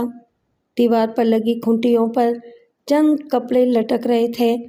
یہ سب چیزیں اس بات کی علامت تھیں کہ وہاں ایک سے زیادہ افراد مقیم تھے۔ یہاں تو کوئی نہیں ہے، ASI نے کہا۔ کرامت علی کمرے میں بھی پہنچ گیا اور پریشان نظروں سے خالی کمرے کو دیکھنے لگا۔ وہ جعلی پیر ہمارے یہاں آنے سے پہلے بھاگ گیا ہے، اس نے کہا۔ اس کو پتہ چل گیا ہوگا کہ یہاں چھاپا پڑنے والا ہے۔ اگر وہ جاتا تو یہ چیزیں چھوڑ کر نہ جاتا۔ میں نے کمرے میں ٹارچ کی روشنی ڈالی اور ان چیزوں کو دیکھ کر اندازہ ہوتا ہے کہ وہ جعلی پیر نہیں ہے۔ یا آپ کیسے کہہ سکتے ہیں؟ جعلی پیر آبادیوں میں یا آبادیوں کے آس پاس ڈیرے لگاتے ہیں تاکہ آمدنی کی صورت بنی رہے۔ یہ شخص کچھ اور چیز ہے، یہ پیر وغیرہ نہیں ہے۔ چٹائی کے ساتھ کپڑے کا ایک میلا سا تھیلا رکھا تھا۔ میں نے وہ تھیلا کھول کر دیکھا تو اس میں کچھ کتابیں تھیں جو پراسرار علوم اور عملیات وغیرہ سے متعلق تھیں۔ یہاں آنے کا تو کوئی فائدہ نہیں ہوا، کرامت علی نے کہا۔ میں کمرے سے باہر آ گیا اور کہا، یہ شخص کہیں آس پاس ہی ہوگا، ممکن ہے کہ کہیں ریاضت وغیرہ کر رہا ہو۔ تو پھر میرا بیٹا کہاں ہے؟ کرامت علی نے پوچھا۔ میں نے شبیر حسین سے پوچھا، یہاں کوئی قبرستان بھی ہے؟ اس طرف ایک پرانا قبرستان ہے، اس نے ایک طرف اشارہ کیا۔ کرامت علی نے گھبرا کر پوچھا، کیا میرا بیٹا قبرستان میں ہے؟ آپ زیادہ سوال جواب نہ کریں، میں نے کہا، اس طرح تفتیش میں رکاوٹ پیدا ہوتی ہے۔ مجھے یقین تھا کہ درویش قبرستان میں ہوگا۔ میں نے ASI کے علاوہ کرامت علی اور شبیر حسین کو ساتھ لیا اور قبرستان کے قریب پہنچ گیا۔ ادھر کوئی ہے؟ شبیر حسین نے جھاڑیوں کی طرف اشارہ کیا۔ میں نے کسی کو جھاڑیوں کی طرف جاتے دیکھا ہے۔ یا میرے مولا، خیر کرنا، کرامت علی نے کہا، میں ادھر ہی انتظار کرتا ہوں۔ آپ کی مرضی ہے۔ میں مذکورہ جھاڑیوں کی طرف بڑھا اور ASI سے کہا کہ وہ دوسری طرف سے جھاڑیوں کی طرف جائے۔ شبیر حسین بھی گھبرا رہا تھا مگر وہ میرے ساتھ ہی چلتا رہا۔ کرامت علی، جو پیچھے رک گیا تھا، خود کو تنہا محسوس کر کے ہمارے ساتھ آ ملا۔ جھاڑیوں میں واقعی کوئی موجود تھا اور تیزی سے ایک طرف بڑھ رہا تھا۔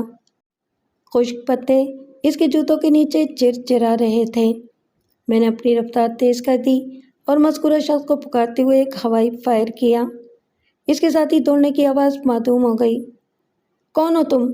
دوسری طرف سے ASI کی آواز آئی، اپنے ہاتھ اوپر کر لو۔ جھاڑیوں کی اوٹ میں درمیانے قد کا ایک باریش آدمی کھڑا تھا۔ اس نے سر پر صافہ باندھ رکھا تھا اور ہاتھ میں ایک چھوٹی سی کٹری تھی۔ جناب، اس کی ضرورت نہیں ہے، اس نے میرے سروس ریوالور کی طرف اشارہ کرتے ہوئے کہا۔ میں شریف آدمی ہوں اور میری نیت بھی نیک ہے۔ یہ آدھی رات کے وقت تم یہاں کیا کر رہے ہو؟ اس کے چہرے پر ذرا بھی گھبراہٹ نہیں تھی۔ اس نے کہا، یہ بات تو مجھے آپ سے پوچھنی چاہیے۔ ہمارے سوال کا جواب دو، ASI نے ڈانٹ کر کہا۔ میں اللہ کی زمین پر چل پھر رہا ہوں۔ اس گٹھری میں کیا ہے؟ اس میں کچھ کھانے پینے کا سامان اور کچھ کپڑے ہیں۔ اس نے گٹھری ہماری طرف بڑھائی۔ تبھی کرامت علی بھی ہمارے قریب پہنچ گیا اور اجنبی کی طرف دیکھ کر بولا، صابر علی تم؟ اجنبی نے اسی کے لہجے میں کہا، کرامت علی تم؟ ملک صاحب، یہی وہ آدمی ہے جو کسی جعلی پیر کا پیغام لے کر آیا تھا۔ کرامت علی نے مجھ سے کہا، اس کو گرفتار کر لیں، وہ جعلی پیر بھی ادھر ہی کہیں ہوگا۔ صابر علی نامی اجنبی نے کہا، ملک صاحب، یہی وہ آدمی ہے جس کے بھائی نے مجھ پر تشدد کیا تھا، اس کو گرفتار کر لیں، اس کا بھائی بھی ادھر ہی کہیں ہوگا۔ کرامت علی نے کہا، دیکھو یہ پاگل کا پتر کیسے اکڑ کر بات کر رہا ہے۔ میں نے ان کا یہ مکالمہ ختم کرایا اور صابر علی سے کہا، زیادہ ہوشیار بننے کی کوشش نہ کرو ورنہ ہمیں دوسرا طریقہ اختیار کرنا پڑے گا۔ تمہارا مرشد کہاں ہے؟ اس نے قدرے تامل کے بعد کہا، ملک صاحب، میں ہوشیار بننے کی کوشش نہیں کر رہا، اس آدمی کو یہ سمجھانے کی کوشش کر رہا تھا کہ دوسروں کے ساتھ عزت سے بات کرنی چاہیے۔ دولت مند ہونے کا یہ مطلب نہیں کہ انسان خدا کے کمزور بندوں کو حقیر سمجھنے لگ جائے۔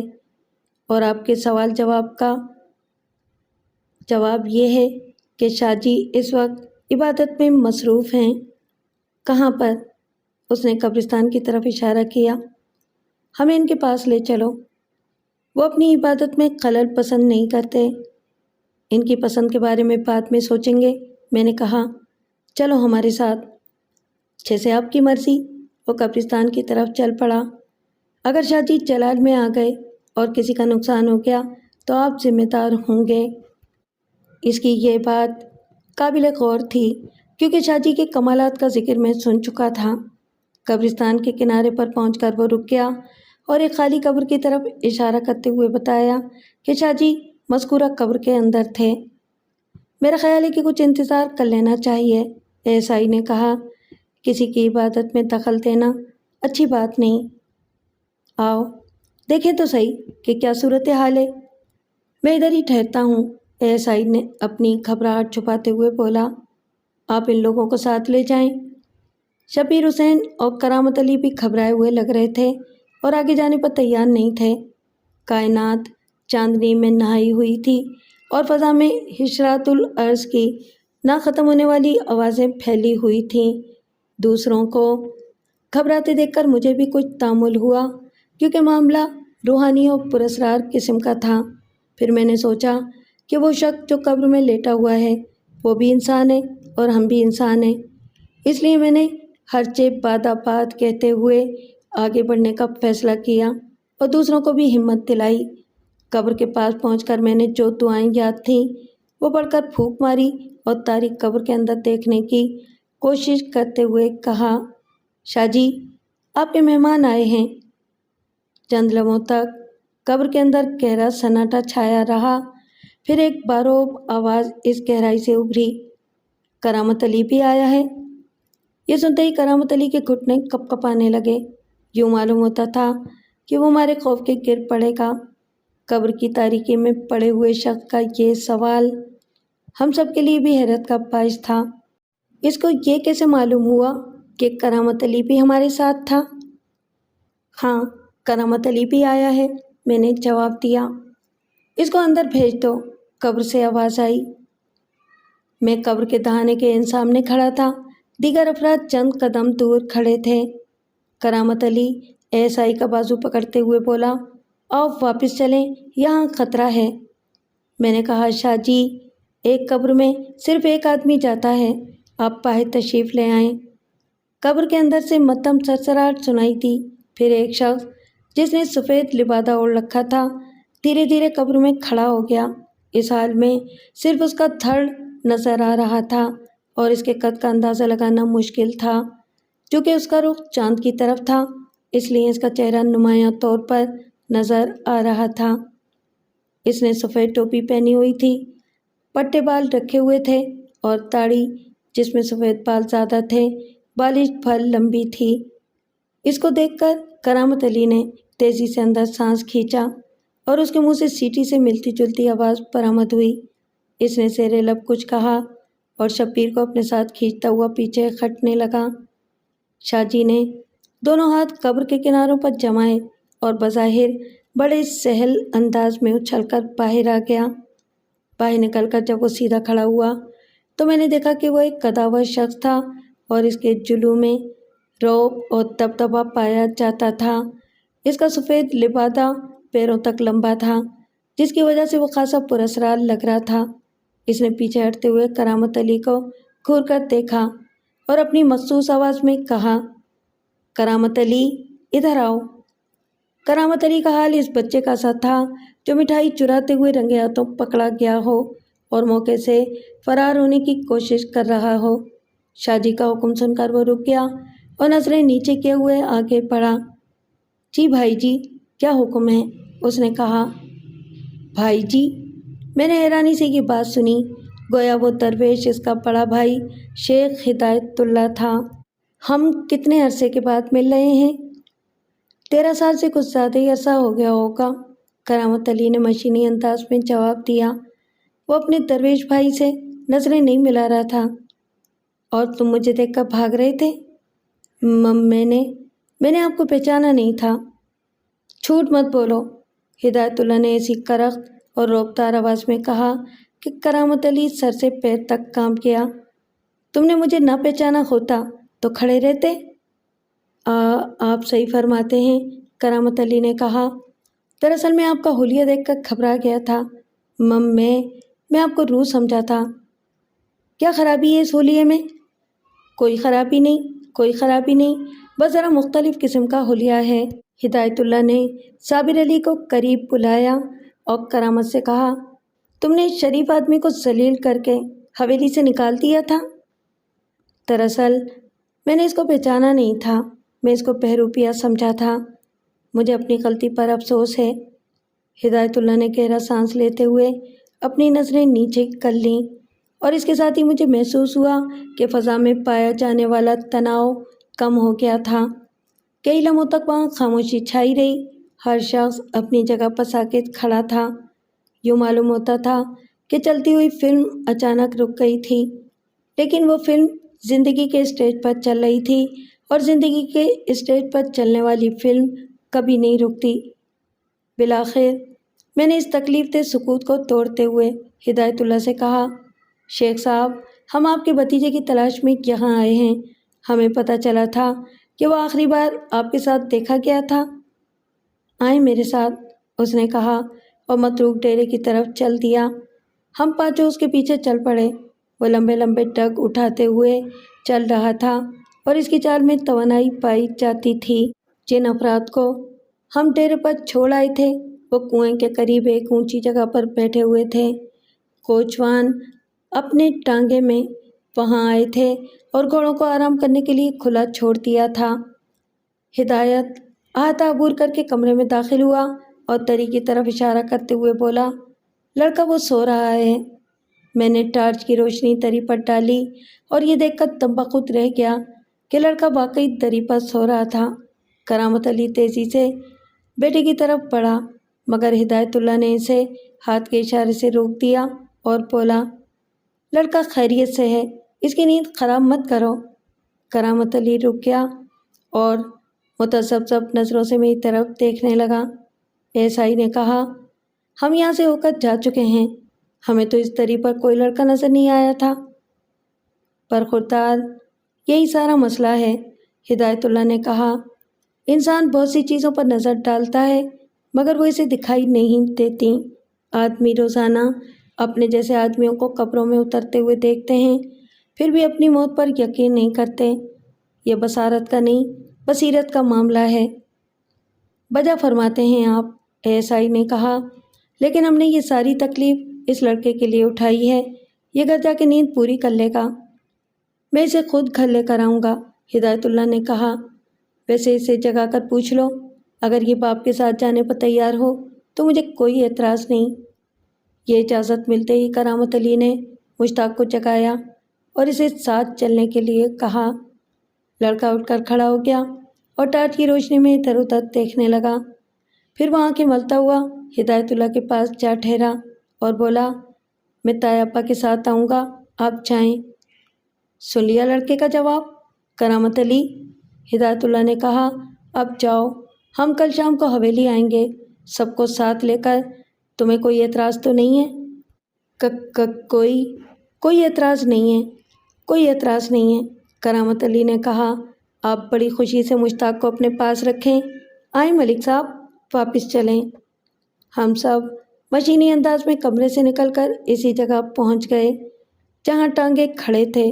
کھلی ہوا میں پہنچ کر مجھے یوں محسوس ہوا جیسے میرے دماغ پر پڑا ہوا سایہ ہٹ گیا تھا۔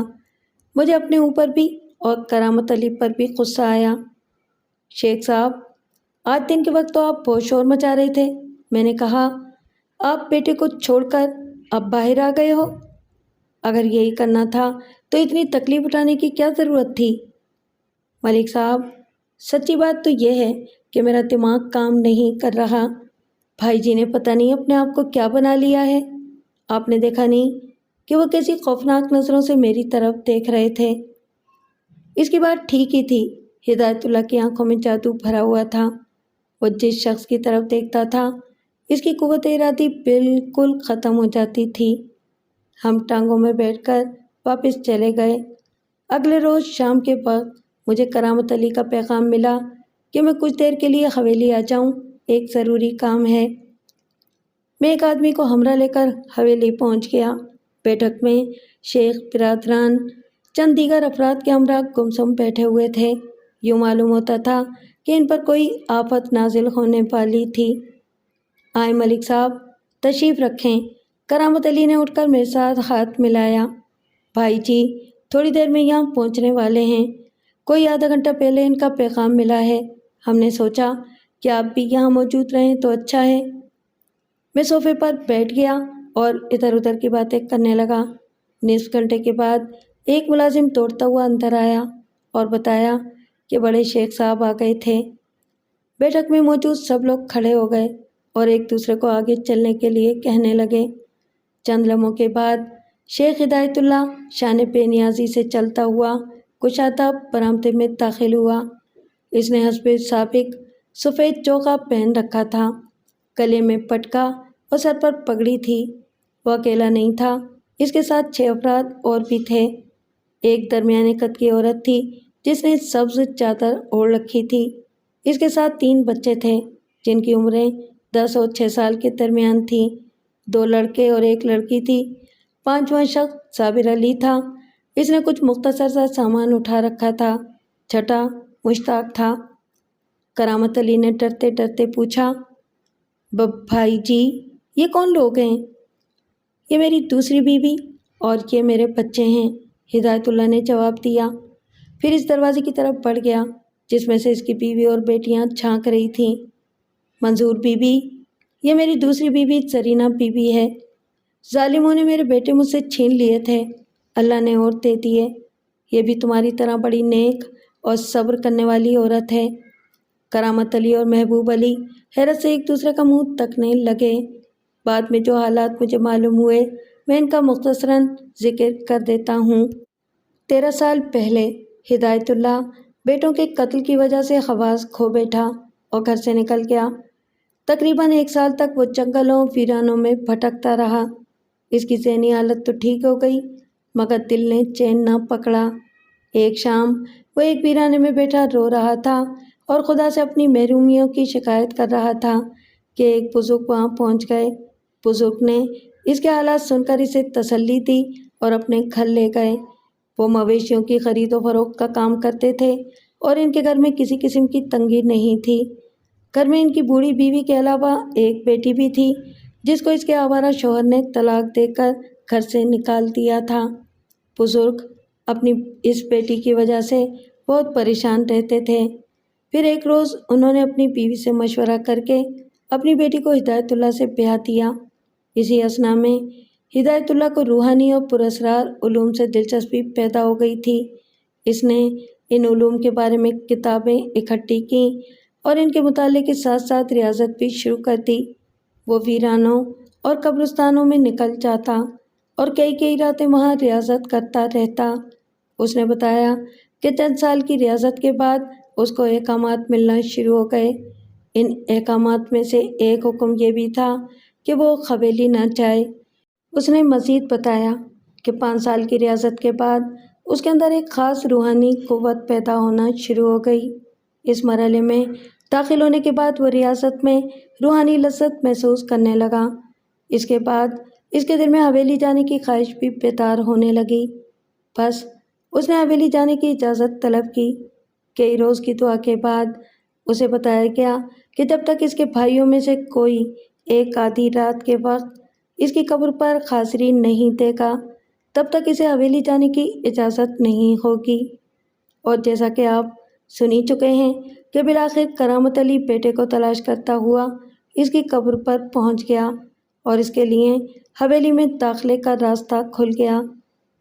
ये कहना मुश्किल है कि इसको वाकई अहकामात मौसूल होते थे या उसने अपनी ख्वाहिशात को आवाज़ की सूरत में सुनना शुरू कर दिया था। ताहम ये हकीकत है कि साल साल की रियासत के बाद उसके अंदर ज़बरदस्त पुरस्कार क़ुव्वत पैदा हो गई थी और वह इस क़ुव्वत के ज़रिए हैरत अंगेज़ काम अंजाम दे सकता था।